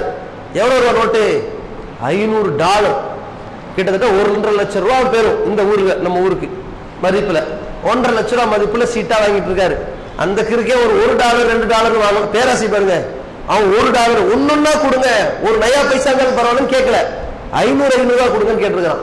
உங்களுடைய மாத சம்பளத்துக்கு ஒரு 500 தள்ளி விடுங்கள், இப்படியா வாங்கிட்டு இருந்திருக்கிறான். இந்த ஆளு எவ்வளவு வந்திருக்குது? 15 பெட்டி நிறைய காசுங்க. கட்டு நிறைய காசு இல்ல, பெட்டி நிறைய காசு. ஒரு பெட்டியா 2 பெட்டியா 15 பெட்டி. எவ்வளவு மதிப்பு? 230 கோடி. அரசாங்கம் தெரிஞ்சுன்னா கம்பி என்ன வேண்டியதாவ, ஆனா கம்பி என்னணும், ஆனா என்ற அளவுக்கு பிரச்சனை இல்லை. இப்போ என்ன, அந்த பணத்தை கோயம்புத்தூர் 4 இடத்துல கொடுத்துருக்கான். இது இப்ப மாத்திர முடியாதுங்க, அந்த அளவுக்கு உங்கள்கிட்ட பணத்தை கொடுத்து மாத்திரம் எங்க காசு இல்லைங்கன்றாங்க. சென்னைக்கு வருது, இது மாதிரி பண்ண முடியுமான்னு எப்படி தகவல் கேட்டு என்னங்க அதுன்னு சொல்லிட்டு நோட்டை கொடுக்க பாப்பேன்னு பார்த்து, இப்படியா சரி விசாரிச்சு தான் பார்ப்பேன்ட்டு இங்கிருந்து அமெரிக்காக்கெல்லாம் சிலர் மாத்தி பாக்குறாங்க. மாத்துனா அவன் சொல்றான், இது உண்மையான நோட்டு, நைஜீரியாக்காரன் இதே மாதிரி கள்ள நோட்டு அடிச்சிருக்கான் இப்ப, ஆனா இந்த நோட்டு உண்மையான நோட்டு, உண்மையிலேயே 1 லட்சம் ரூபாய் பெறும். எப்ப பெறும்னா அது 3 மாசத்துக்கு முன்னாடி தடை விதிச்சுதான். இது என்னுடைய ரேட் என்ன, ரேட்டு 00-1 என்ற காசுல எடுத்துக்குவோம். 00-1 அவன் விளையாட்டுக்கு சொல்றான். அப்படின்னா என்ன அர்த்தம்னா, 15 பெட்டி இப்ப எடைக்கு போட்டீங்கன்னா ஒரு 130 ரூபா கிடைக்கும்ல, அது கிடைக்கும் அப்படின்றான். இப்ப இந்த அளவுக்கு ஹார்ட் அட்டாக் வந்த லட்சத்துல போயிருச்சு. என்னடா இது, பேசாம $1 $2 சேர்த்துட்டு கூடாதா? 500 ரூபாய் அந்த ரொக்கத்தை பிரிச்சு வச்சிருக்கிறவன் இல்லையா, செல்லாதுட்டான். அதே மாதிரி இப்ப அமெரிக்க டாலர் அறிவிச்சுட்டான், அதெல்லாம் 500 செல்லாது. இப்ப அமெரிக்க டாலர் யாராவது 500 வச்சிருந்தீங்கன்னா முடிஞ்சு போச்சு. இப்ப நிலைமை முடிஞ்ச வரைக்கும் $1 $2 $10 வச்சிருக்க தப்பு இல்ல. 500 சேமிச்சு தங்கமா இருந்தா கட்டி மாதிரி சேமிச்சா பிரச்சனை வராது, காலத்துக்கு அது செல்லும். 100 ரூபாய் இறங்கினாலும் 200 ரூபாய் கூடும். ஆனா இது எப்படி, எப்போ என்ன நடக்குதுன்னு தெரிய மாட்டேங்குது. செல்லா காசுல அறிவிச்சிட்டானா, இப்ப ஏதாவது ஒரு அந்த அரசாங்கமே பரவாயில்ல அதெல்லாம் கொண்டு வா, அதே பணத்தை நமக்கு தர என்று சொல்ல முடியுதா? முடியாது, கைவிரிச்சிட்டான். யாரிடமெல்லாம் உள்ளதோ அதை எரித்து விடுங்கள் அறிவிச்சிட்டான். அரசாங்கத்துடைய கடமை என்ன, என்ற கொண்டு வந்தா அதுக்கு 2 உனக்கு பணம் தரேன்னு சொல்றத கடமை. இந்த கிழிஞ்ச நோட்டெல்லாம் கொண்டு போய் பேங்க்ல கொடுத்து மாத்திரம்ல, அது கடமை. ஆனா இது ஒப்படைக்க வேண்டிய கடமை அவன் எரிச்சிருந்தான். இப்ப எரிக்கிற நிலையாக இருக்கிறான், இவனத்தான் எரிக்கிற அளவுக்கு ஆயிப்போச்சுவேன். அந்த மாதிரி நிலைமை போயிருச்சு. அப்ப செல்லா காசா போயிட்டான்ல, இது மாதிரி மறுமணம் நின்னான்னா அங்க பாரு தெரியுது பாரு, ஒரு கண்டெய்னர் நிறைய நிறைய பாரு, எல்லாம் நீ செஞ்ச தொழுக நோம்பு சக்காது ஹஜ், எனக்கு இணை வச்சுட்டீல, அந்த வாகனத்தை ஏண்ட மட்டும் கொண்டு வராம கண்டவண்டு கொண்டு போனீல, போன நரகத்துக்கு தள்ளிட்டான நிலைமை என்ன? அதுக்கு அல்லாஹ் நமக்கு ஒரு வாய்ப்பு தரா, உலகத்துல நீ திருந்திக் கொள், தௌபா செஞ்சு மீண்டு முன்னாடி உள்ளது எல்லாம் நான் நல்ல நோட்டா மாத்திடுறேன், நீ செஞ்ச உழைப்புக்கெல்லாம் அங்கீகாரத்தை கொடுத்துறேன் அல்லாஹ் சொல்றான். இதை இணை வைப்பாளர்கள் சிந்தித்து, தர்கா வழிபாட்டில் மூழ்கி திளைப்பவர்கள் உணர்ந்து, உங்க குடும்பத்தில் யாராவது அப்படி இருந்தால் அவர்கள் இந்த மார்க்கத்தின்பால் அழைக்கக்கூடிய பணியை மேற்கொள்ளுங்கள். அவர்கள் வாழ்ற காலத்தில் திருந்தி கொள்வார்களே, ஆனால் மறுமையில கை சேதப்பட வேண்டிய ஒரு நிலை வராது. மறுமையில அந்த நரகத்தில் தூக்கி எறியப்பட்டது பிறகு மலக்குமார்கள் கேட்பாங்க, அலம் யோசிக்கும் நதீர், உங்களுக்கு அச்சமூட்டி எச்சரிக்கை செய்து வந்தாங்களா இல்லையா என்று கேட்கும் போது, பலா கல் ஜானா நதீர், வந்தார்கள். லவ்குன்னா நஸ்மாவு அவ் நாய்க்கிலு, இன்னொருத்தர் அல்லாஹ் சொல்றான், நாங்கள் செவியேற்று இருந்தால் சிந்தித்து பார்த்திருந்தால் மாக்குன்னா பி அஸ்ஹாபி ஸயீர், இந்த நரகத்திற்கு நாங்கள் ஆளாயிருக்க மாட்டோமே என்று கதறுவார்கள். அந்த நேரத்துல விரல கடிச்சிட்டு இருப்பான், நெகத்தை கடிக்கிறவங்க விரல கடிச்சுக்கிட்டு இருப்பான், அவ்வளவு வெக்கி தலைகுற அளவுக்கு வெந்து போய்கிட்டு இருக்குது, ஆத்திரம் தாங்க முடியாது. அவ்வளவு கடுமையான வேதனையும் வைத்தறிச்சலுடைய உச்சகட்டம். சாதாரணமா 10 மிளகாத்தில் வைத்தறிச்சல் வருது வேற, அடியில கங்க வச்சா வைத்தறிச்சல் எப்படி வரும், அப்படி ஆத்திரம் வரும், தாங்க முடியாது. அந்த வீராப்பு இருக்குத, என்னடா செய்யணும் ஒவ்வொருத்தரும் பார்த்தா கடிச்சு திங்கிற அளவுக்கு தோணும். அதனால தான் கொந்தளிச்சு கேட்கிறான், இறைவா எங்களை வழிகெடுத்து நாசமானவங்களுக்கு நாசமாக்குறவங்களுக்கு 2 மடங்கு வேதனை கொடு. அவங்க எங்களை கெடுத்துட்டாங்க என்று வேதனைப்பட்டு கொப்பளிப்பான். இது தேவைதானா? என்ன சந்திக்க முடியாம போயிச்சா இல்லையா என்று அல்லாஹ் தஆலா நிராகரிச்சிருவான். இதை நம்ம கவனத்தில் வைக்கணும். இணை வைப்பு கூடாது. இந்த பாணியில பாத்தீங்கன்னா இந்த இணை வைப்பாளர்கள் தர்கா வணங்கிகள்கிட்ட எல்லாம் ஒண்ணு இருக்கு ஒண்ணு இல்லை, நிறைய அமல் இருக்குது. இணை வைப்பு இருக்கிறதுனால ஏகத்துவம் இல்லாதனால வீணா போயிடுச்சு. நம்ம பக்கம் வந்து பாருங்க, இணை வைப்பு இல்லை, அல்ஹம்துலில்லாஹ், அது ஓகே. ஏகத்துவம் இருக்கா? இணை வைப்பு இல்லை என்பது ஏகத்துவத்துக்கு அடையாளம் இல்லை. நாம் தௌஹீத்வாதி என்பதுக்கு என்ன அடையாளம்? நான் தர்காவுக்கு போக மாட்டேன். நீ இணை வைக்கவில்லைங்கிறது அடையாளம். நான் தாயத்தை கட்ட மாட்டேன். நீ இறைவனுக்கு துரோகம் செய்யலைங்கிறது அடையாளம். நீ இறைவனை மட்டும்தான் வணங்குகிறாய் என்பது என்ன அடையாளம்? அமல் செஞ்சாலும் அடையாளம். அந்த அல்லாஹ் குர்ஆன்ல சொல்லும்போது அல்லாஹ் உறுதியாக நம்பியவர்களுக்கு உதாரணம் கமஸலி ஷஜரத்தின், அதாவது உறுதியான மரத்திற்கு உதாரணம். வேர் அடியில் இருக்கும், அதனுடைய கிளைகள் எல்லாம் படர்ந்திருக்கும், அதனுடைய கிளைகள் மூலமாக மக்களுக்கு பல கனி தரும். அவ்வளவு உறுதியாக இருக்க வேண்டும். ஈமான் இல்லாதவனுடைய நிலை மரம் நன்றாக இருக்கும், ஆனால் கடற்கரை ஓரத்தில் கட்டப்பட்ட இருக்கின்ற மரத்தை போன்று திடீரென்று அலை வந்து விட்டால் விழுந்து விடும். அவன் அப்படி இருக்க நிறைய அமல் செஞ்சுட்டான், அடிப்படை இல்ல, போயிருச்சு. இவன் நிலைமை என்ன இருக்குது? நாத்து நட்ட மாதிரி தான் இருக்கிறான். தௌஹீத்வாதி மேல வளர்ந்துச்சா, அமல் இருந்துச்சா, ஒன்னத்தையும் காணும். சுபுகையும் காணும், லுஹரையும் காணும், அசரையும் காணும், இஷா வரைக்கும் ஒண்ணும் காணும். ரமலான்ல வந்த வேகம் ரமலானோட காணும். ரமலானுக்கு பிறகு காணவில்லை, போஸ்ட் அடிக்கிற மாதிரி இருக்குது. அப்ப இது தேவைதானா? அப்ப அல்லாஹ் நம்மளை கவனிப்பானா, பார்ப்பானா, அந்த வெகுமதி கிடைக்குமா? இன்னைக்கு பெரிய பெரிய அரசியல்வாதி இருக்கிறான், ஒரு மாநில நிர்வாகி இருக்கிறான், மாநிலத்துக்கு மேல ஒரு மேலாண்மை இருக்கிறாங்க, அதுக்கு மேல வந்து ஒரு தனித்தன்மை குழு வச்சிருக்கிறான். நம்ம நாட்டு அரசாங்கத்துல இந்த ஜமாத்தை சொல்ல, நாட்டு அரசாங்கத்தில் வச்சிருக்கிறாங்க. இப்படி ஜனாதிபதி வச்சிருக்கிறான், நீதிபதி மாதிரி வச்சிருக்காங்க. ஒருத்தனுடைய மூஞ்சியை பாக்குறதுக்கு, அவர் பக்கத்து இருக்கையில போய் உட்கார்றதுக்கு அந்த நிகழ்ச்சி நடத்துறவங்கள்ட்ட கரெக்ட் பண்ணணும், காசு கொடுக்கணும், பேசி சரி கட்டணும், அவனுக்கு அது இது வாங்கி தரணும், போஸ்டர் அடிக்கணும், பேனர் அடிக்கணும், ஏராளமான வேலையை செஞ்சு ஒரு 2 கார் அன்பளிப்பா கொடுக்கணும். எல்லாம் கொடுத்ததுக்கு பிறகு அவரை கூப்பிட்டு நம்மாளு தெரிஞ்சவர் கை கொடுங்க, பேசிக்க, அறிமுகப்படுத்திக்கிட்டோம், முடிஞ்சிருச்சு. இந்த அறிமுகத்துக்கு இவ்வளவு செஞ்சாவ, இது உலகத்துல இவன் காக்காசுக்கு பெற மாட்டான், அவனும் காக்காசுக்கு பெற மாட்டான். அவன் கை கொடுத்துட்டு மனப்பாடம் வச்சிருப்பான். திருப்பூரில் அன்றைய நிகழ்ச்சியில் என்னை சந்தித்தவர் எந்த ஞாபகம் இருக்காது, அவனை வச்சு இவன் சம்பாரிச்சுக்கிட்டு இருக்கிறாங்க. அப்போ இந்த மாதிரி ஒரு நிலையில் உலகத்தில் இருக்கிறான். அல்லாஹ் பார்க்கறதா சும்மாவா? அந்த ரப்புல் ஆலமீனை பார்க்காம ஒரு நம்ம வந்து ஒருத்தர் ஒரு உத்தரவு விட்டுட்டாருன்னு சொல்லி நம்ம ஒரு காரியம் செய்யறோம். நீங்க அந்த உத்தரவிட்டவருக்காக வேண்டி கடமையும் கண்ணியமும் கட்டுப்பாடோட செஞ்சுக்கிட்டு இருக்கிறோம்னா அந்த உத்தரவிட்டவரை நேர்ல பார்க்கணுமே. யார் அந்த உத்தரவு விட்டது, யார் அந்த காரியத்தை செய்ய சொன்னதுன்னு நம்ம ஆசைப்படுவோம். ஒரு நாள் ஆசைப்படுவோம், ஒரு மாசமா ஆளை பார்க்க முடியல, ஆனா கரெக்டா செஞ்சுக்கிட்டு இருக்கிறோம். ஒரு வருஷமா ஆளை பார்க்க முடியல, செஞ்சுக்கிட்டு இருக்கிறோம். ஆர்வம் கூடிக்கிட்டே இருக்கும். 50 செஞ்சா அந்த மகராசனை பார்த்தாலும் நினைக்குமா இல்லையா?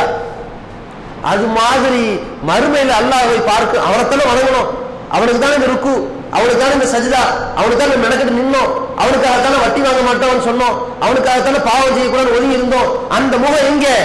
அதை பார்க்கணுமே என்ற இஸ்லாமிய அடிப்படை இயல்பை உடைச்சு இன்னைக்கு சமுதாயத்தில் இறைவனுக்கு உருவம் இல்லைன்னு கொண்டு போயிட்டாங்க. அவனால ஒரு வழிகட்டில் இருக்கிறான். இறைவனுக்கு உருவம் இருக்கிறது, முகம் இருக்கிறது, கை இருக்கிறது, கால் இருக்கிறது. அதை மறுமையில் நல்லடியார்கள் மட்டும் பார்ப்பார்கள், உலகத்துல யாராலும் பார்க்க முடியாது. இது இஸ்லாத்தின் அடிப்படை. ஆனா அந்த திருப்பொருத்தம் மிக்க அந்த திருமுகத்தை பார்க்கறதுக்கு நம்ம ஒரு பாக்கியத்தோடு போகணுமா இல்லையா? அந்த பாக்கியத்தோடு போனாதானே சந்தோஷம் வரும். சும்மா எப்படி போய் நிக்க முடியும்? வெறுங்கையில முளம் போட முடியுமா? யோசிச்சு பாருங்க.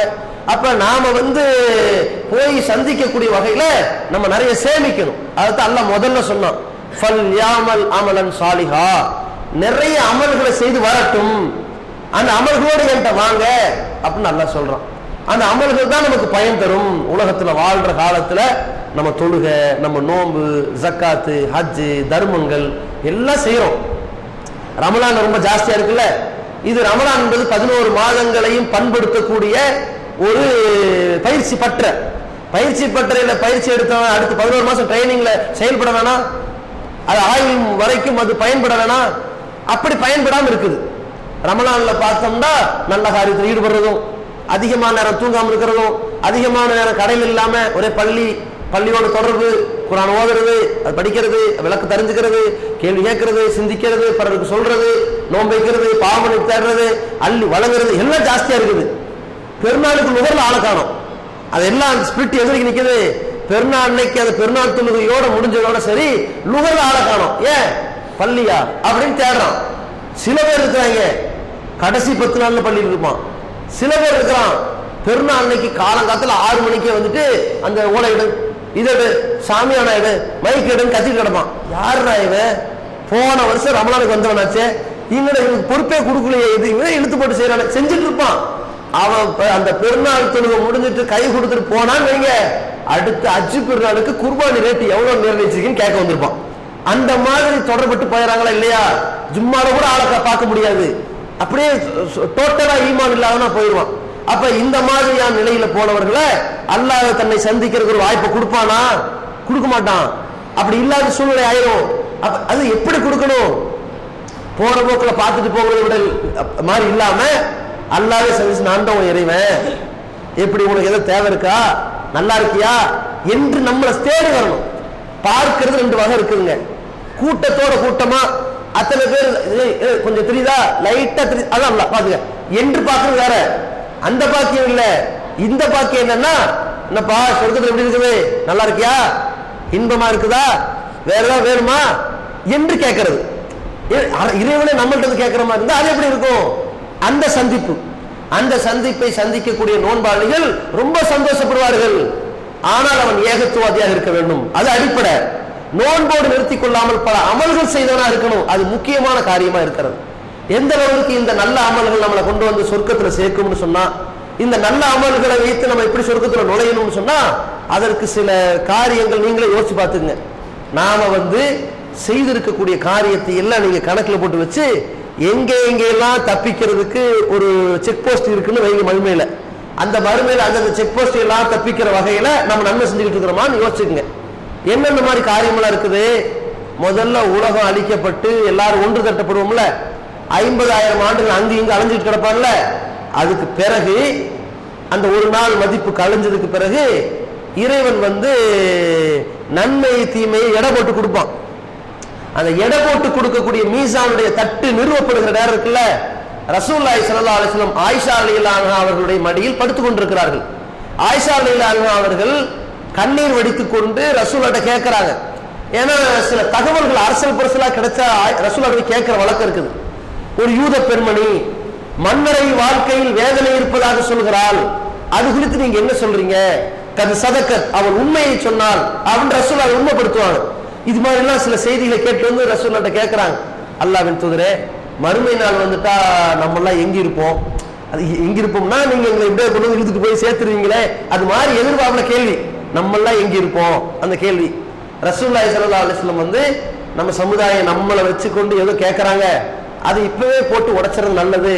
ஏற்கனவே சொல்லிட்டாங்க, குறைசி கூட்டத்தார்களே, இஸ்தருளி அன்புசிக்கும், உங்களுக்கு தேவையான நன்மை நீங்களே சம்பாதிச்சுக்குங்க. உங்களுக்கு அல்லாஹ் நரகத்தை விதிச்சுட்டான்னு வைங்க, லா உகுனி அன்கும் மினல்லாஹி ஷைஆ, நான் உங்க குலத்தார் என்ற பெயரை வைத்துக் கொண்டு முகமதுங்கிற காரணத்தை வைத்துக் கொண்டு உங்களுக்கு எந்த உதவியும் செய்ய முடியாது. யா பாத்திமா பின்த் முகமது, முகமதுடைய மகள் பாத்திமாவே, சலீனி மின் மாலிமா சேத்தி, உனக்கு காசு பணம் வேணும்னா கேளு நான் தரேன். லா உகுனி அன்கி மினல்லாஹி ஷைஆ, முகமதுடைய மகள் என்பதற்காக உனக்கு பரிந்துரை பேச முடியாது அப்படின்னு ரசூலுல்லாஹி ஸல்லல்லாஹு அலைஹி வஸல்லம் எப்படி எல்லாம் கை விரித்தார்களோ அதே மாதிரி ஆயிஷா ரலியல்லாஹு அன்ஹா சொல்றாங்க, அழுதுகிட்டு இருக்கிற நேரம் அதுவா, மறுமை நாள் வந்து விட்டால் ஆயிஷாவே ஒன்றை நீ புரிந்து கொள், 3 இடங்கள் இருக்கிறது, அந்த 3 இடத்துல இந்த முகமது ஆகிய நான் யாருக்கும் பரிந்துரைக்கு நிற்க மாட்டேன் அப்படின்னாங்க. ரசூலுல்லாஹ் ஒரே இடத்துக்கு வருவாங்க. இந்த சமுதாயம் நரகத்துக்கு போயிட்டு சொர்க்கத்துக்கு போனதுக்கு பிறகு நபி ஸல்லல்லாஹு அலைஹி வஸல்லம் சஜ்தால விழுந்து இன்னும் கொஞ்சம் நரகத்துல இருந்து அள்ளி அவங்களை கொஞ்சம் மன்னிச்சு சொர்க்கத்துல சேர்த்திடுவான், அதுக்காக வேண்டி சஜ்தால விழுவாங்க. ஆனால் மற்ற 3 இடத்துல எந்த விதமான உதவியும் என்னால செய்ய முடியாது என்று ரசூலுல்லாஹி ஸல்லல்லாஹு அலைஹி வஸல்லம் சொல்றாங்க. முதல் இடம் எது? இந்த நன்மை தீமை எடை போடப்படுகிற ஒரு நேரத்தில் இங்க எடையை கூட்டுறதோ குறைக்கிறதோ பாவச்சுமை இறக்கி வைக்கிறதோ என்னால் எதுவும் செய்ய முடியாது. இதை நபி ஸல்லல்லாஹு அலைஹி சொல்றாங்க.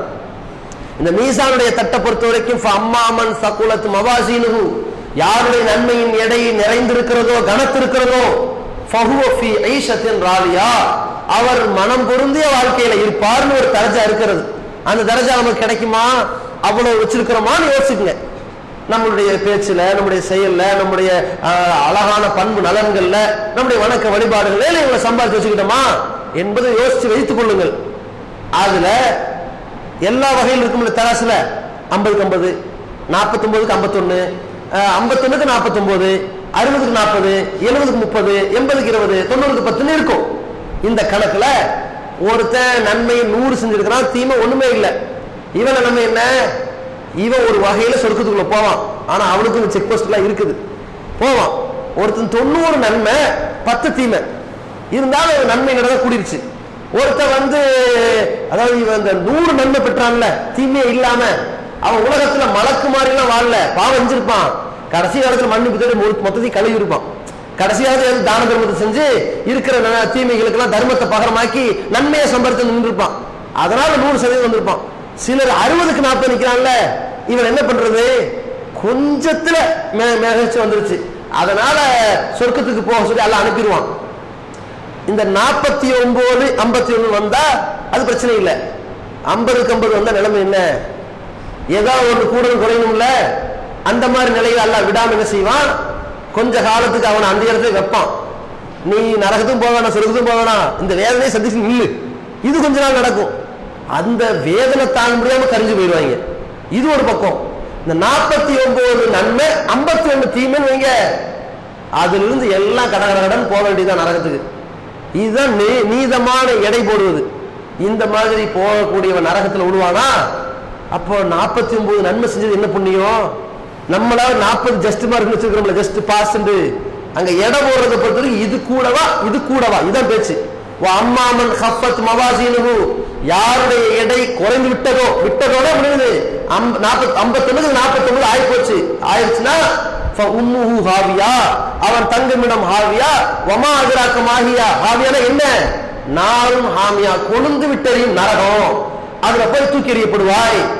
போனவனு இவன் நிலைமை எப்படி ஆகும் தெரியுமா? அல்லாஹ் காப்பாற்றணும். நன்மை செஞ்சுட்டு போய் நரகத்தில் விழுகிற ஒரு சூழ்நிலை துர்பாக்கியம் கிடைக்க கூடாது. போனா ஒருத்த சாதாரண 40 கிலோன்னு வைங்க, மௌத்தான 60 கிலோ ஆயிடுவான். ஊதும், உடம்பு ஊதும். தூக்கிட்டு போறவங்களுக்கு தெரியும், ரொம்ப கணக்குது ஜனா சாம்பாங்க, அது இயற்கையில் அது ஊதும். அவன் நரகத்துல போடப்பட்டான்னு வைங்க, 60 கிலோ இல்ல உகது மலை அளவு மாறி போயிடுவான். இவன் மண்டை அந்த அளவுக்கு இருக்கும். இவனுடைய பல்லு ஒரு மாட்டு தலை போன்று இருக்கும். பிரம்மாண்டம் ஆக்கப்பட்டு தான் ஒட்டகம் சைஸ்ல தீக்கங்கு உழுந்துகிட்டு இருக்கும். அவன் மேல நெருப்பு போர்வையா போடப்படும். பசின்னு நிற்கும் போது முள்செடிகள் வாயில திணிக்கப்படும். அந்த மாதிரியான நிலையை அவன் சந்திப்பான். அதுல இருந்து அல்லாஹ் நம்மளை காப்பாற்றணும்.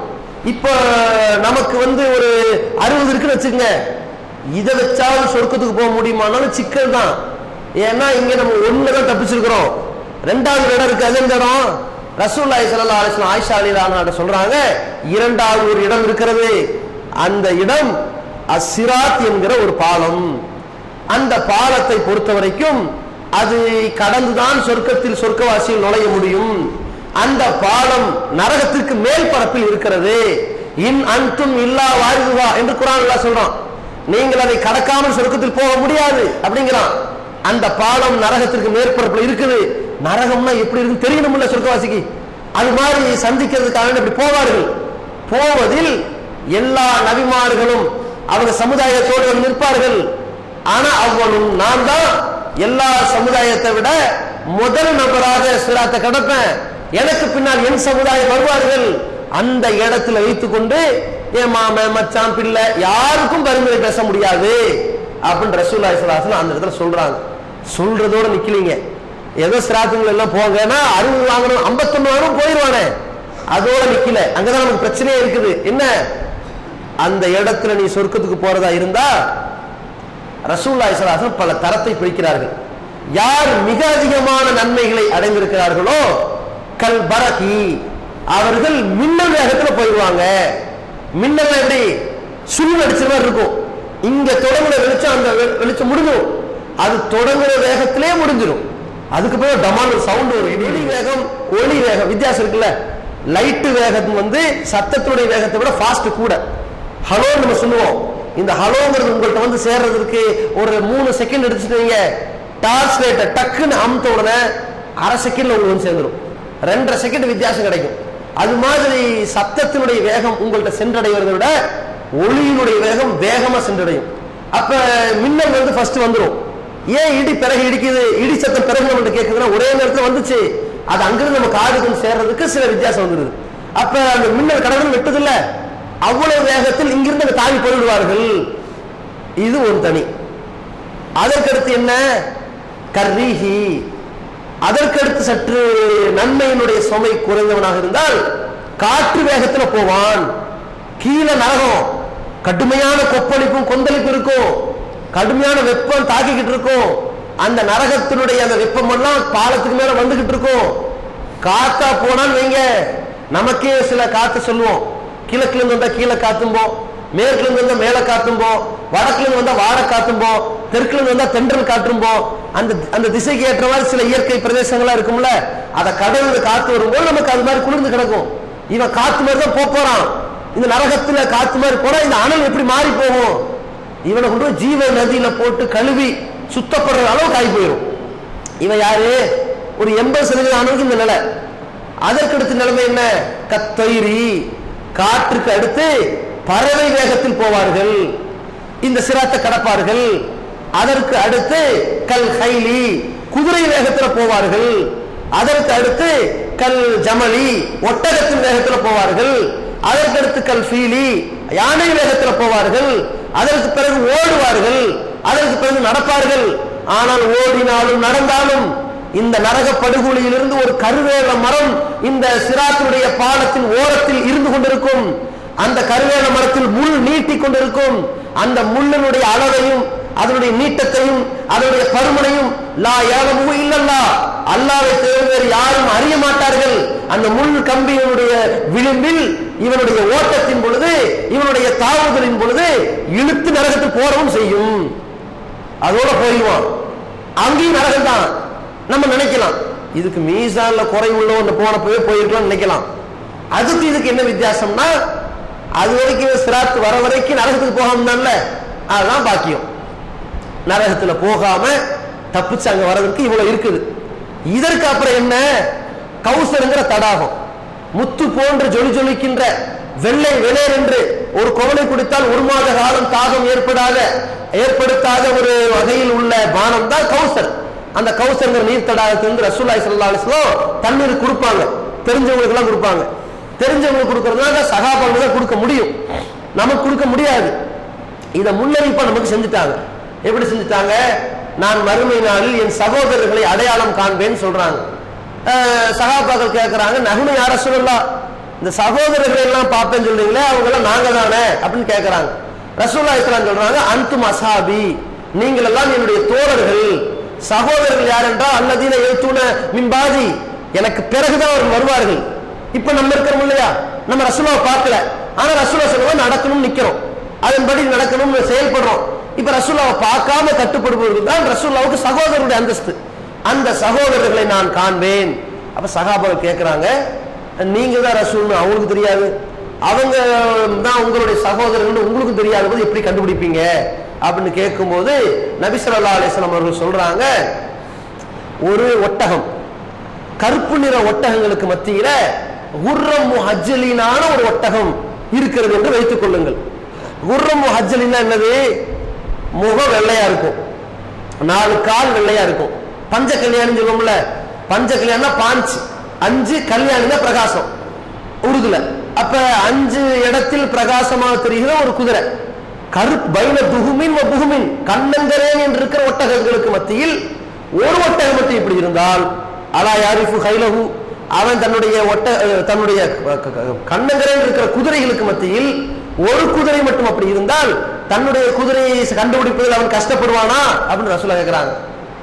யாரும் கஷ்டப்பட மாட்டார்கள் குதிரை அப்படின்னு சகாபாக்கள் சொன்ன உடனே, அது மாதிரி என்னுடைய சகோதரர்கள் ஒழு செய்த காரணத்தினால், அந்த ஒழுவுடைய நீர் அவர்கள் உடலில் பட்ட காரணத்தினால் அதை பார்த்து நான் அவர்களை என் சகோதரர்களாக ஏற்று இந்த கௌசர் என்ற தடாகத்திற்கு அழைப்பேன், அவர்கள் வருவார்கள், அவர்களுக்கு கொடுப்பேன் ரசூலுல்லாஹ் சொல்றாங்க. அந்த இடத்தை தப்பிக்கிறதுக்கும் ஒரு காரணம் தேவை.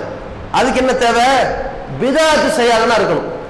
நம்ம நல்லமல் செய்யணும், அல்லாஹ்வால் சொன்ன அமல செய்யணும், தூதரால் அங்கீகரிக்கப்பட்ட அமல செய்யணுமே தவிர அதிக பிரச்சனை அள்ளி விட்டுட்டு போயிடக்கூடாது, கண்ட கப்சாக்களை நம்பிட்டு போயிடக்கூடாது.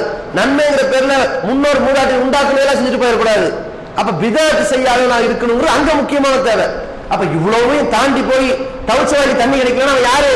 அனாதை, அனந்தரமா விடப்படுறவன், கைவிடப்பட்டவன். அதுக்கு தான் அல்லாஹ் சொல்றான், இன்னா ஆத்தைனாக்கல் கௌசர், கௌசர்ங்கிற தடாகத்தை உனக்கு கொடுத்திருக்கிறோம். ஃபஸல்லி லிரப்பிக வன்ஹர், உன்னை இரவுக்காக வேண்டி தொழுது அடுத்து பலியிடு. இன்ன ஷானியக்க ஹுவல் அப்தர், உன்னை நிராகரிச்சிருக்கானே அவன் தான் சந்ததியற்றவன். சந்ததியற்றவன் அவனுக்கு யாரும் வரமாட்டாங்க. அங்க வந்து நிக்குவான், நிப்பான்ல. தூதரை நிராகரிச்சுட்டு ஒரு பிதஅத்தை செஞ்சானா அவன் எங்க வந்து நிப்பான்? ஆனா அதே அவன் நிக்க போறான். அந்த சூழ்நிலை வரும்னு சொல்லி அல்லாஹ் ரப்பல் ஆலமீன் சொல்றான். அப்ப ரசூலுல்லாஹி ஸல்லல்லாஹு அலைஹி வஸல்லம் இப்படி கொடுக்கும்போது சில நபித்தோழர் கூட இந்த பாக்கியத்தை இழப்பார்கள். ஆனால் பிறகு அல்லாஹ்வால் மன்னிக்கப்பட்டு சொர்க்கத்துக்கு வருவார் என்பது வேற. அந்த பாக்கியத்தை எங்க இழப்பார்கள்? அல்லாஹ்வுடைய தூதர் சொல்லித் தராத சில காரியத்தை செய்து பிதஅத் செய்ததால் அதை இழப்பார்கள். அந்த சஹாபாக்களுக்கு ரசூலுல்லாஹ் தண்ணியை கொடுக்கலாம்னு நினைக்கும் போது யாருக்காவது பரிந்துரை பேச முடியுமா? தன் தோழர்களுக்கு தண்ணி கொடுக்கலாம்னு நினைக்க முடியுமே தவிர பரிந்துரையில இவன்ட்ட பேச முடியாது. ஆயிஷாட்ட சொல்றாங்க, ஆயிஷாவே இந்த கௌசர்ல வைத்துக் கொண்டு யாருக்கு நான் தண்ணி கொடுக்கறது பரிந்துரை பண்ண முடியாது அப்படின்னு சொல்லிட்டாங்க. அப்ப இந்த இடத்துல சஹாபாக்கள் சில பேருக்கு தண்ணீர் வழங்க மறுக்கப்படும். அப்ப ரசூலுல்லாஹி ஸல்லல்லாஹு அலைஹி வஸல்லம் சொல்லுவாங்க, அஸ்ஹாபி அஸ்ஹாபி, என்னுடைய தோழர்கள். இன்னொரு ஹதீஸ்ல வந்து உசைஹாபி உசைஹாபி வரும், என் பாசத்திற்குரிய தோழர்கள். ஏன் இந்த வார்த்தையை தெளிவா சொல்றோம்னா, சில பேர் என்ன செய்யறாங்கன்னா அது சஹாபாக்களே கிடையாது, ரசூலுல்லாஹ் காலத்துக்கு பிறகு வந்தவங்க தாபீன்களை தான் அது குறிக்கும்னு சொல்வார்கள். அப்படி கிடையாது. ஹதீஸ்ல தெளிவாவே அந்த அரிசி சஹாபாக்களில் சிலரை தான் குறிக்குது. ஆனா அவங்கள பாவிகள்னு சொல்ல, சில தவறு செஞ்சிருக்கிறாங்க, அல்லாஹ் தவறு மன்னிச்சிருவான். ஆனா கௌசருடைய தண்ணீர் தடாகத்தில் தடுக்கப்படுற அளவுக்கு அந்த தவறு அல்லாஹ் பார்த்திருக்கிறான். அப்படி தடுக்கப்படுறாங்க. அப்படி தடும் பொழுது உசைஹாபி உசைஹாபி, என் பாசத்திற்குரிய தோழர்கள் இவங்கெல்லாம், இவங்களை ஏன் தடுக்கிறீங்கன்னு கேட்கும் போது ஏன் தடுக்கிறீங்கன்னு தான் கேட்பாங்களே தவிர ஆயிரமே தப்பு பண்ணாலும் மன்னிச்சுட்டுருங்க என்று கேட்க முடியாது. அப்படி கேட்கும் போது அவர்கள் சொல்வார்கள், யா முஹம்மத் லா தத்ரி மா ஹதசு பாதக, உனக்கு பின்னால் அவங்க என்னவெல்லாம் பண்ணாலும் உனக்கு தெரியாது. இருக்கும்போது சகோதரர்கள் தான், தோழர்கள் தான், நண்பர்கள் தான், பாசத்துக்குரியவங்க தான், உனக்கு பிறகு அவங்க என்ன பண்ணாலும் தெரியுமா அப்படின்னு கேட்கும்போது ரசூலுல்லாஹி ஸல்லல்லாஹு அலைஹி வஸல்லம் சொல்றாங்க, இப்படி மலக்குமார்கள் என்று சொல்வார்கள். அப்படி சொல்லுகிற பொழுது ஈசா நபி போன்று நான் பதில் சொல்லி விடுவேன். சஹாபாக்களுக்கு எச்சரிக்கை பண்றாங்க, அதிக பிரசங்கம் பண்ணிடாதீங்க, சொன்னது சொன்ன மாதிரி நடங்க, கூடுதல் குறைவு பண்ணிட வேண்டாம், அல்லாஹ்வுடைய திருப்தி எதிர்பார்த்து செஞ்சா இருக்க வச்சு செய்யுங்க என்று சொல்லி கொடுக்கும்போது ரசூலுல்லாஹி ஸல்லல்லாஹு அலைஹி வஸல்லம் சொல்றாங்க, ஈசா நபி மாதிரி நான் பதில் சொல்லிடுவேன். இறைவா, நான் அவர்களோடு வாழ்ந்த காலத்தில் நான் அவர்களை நல்ல விஷயத்தை சொல்லிக் கொண்டிருந்தேன்.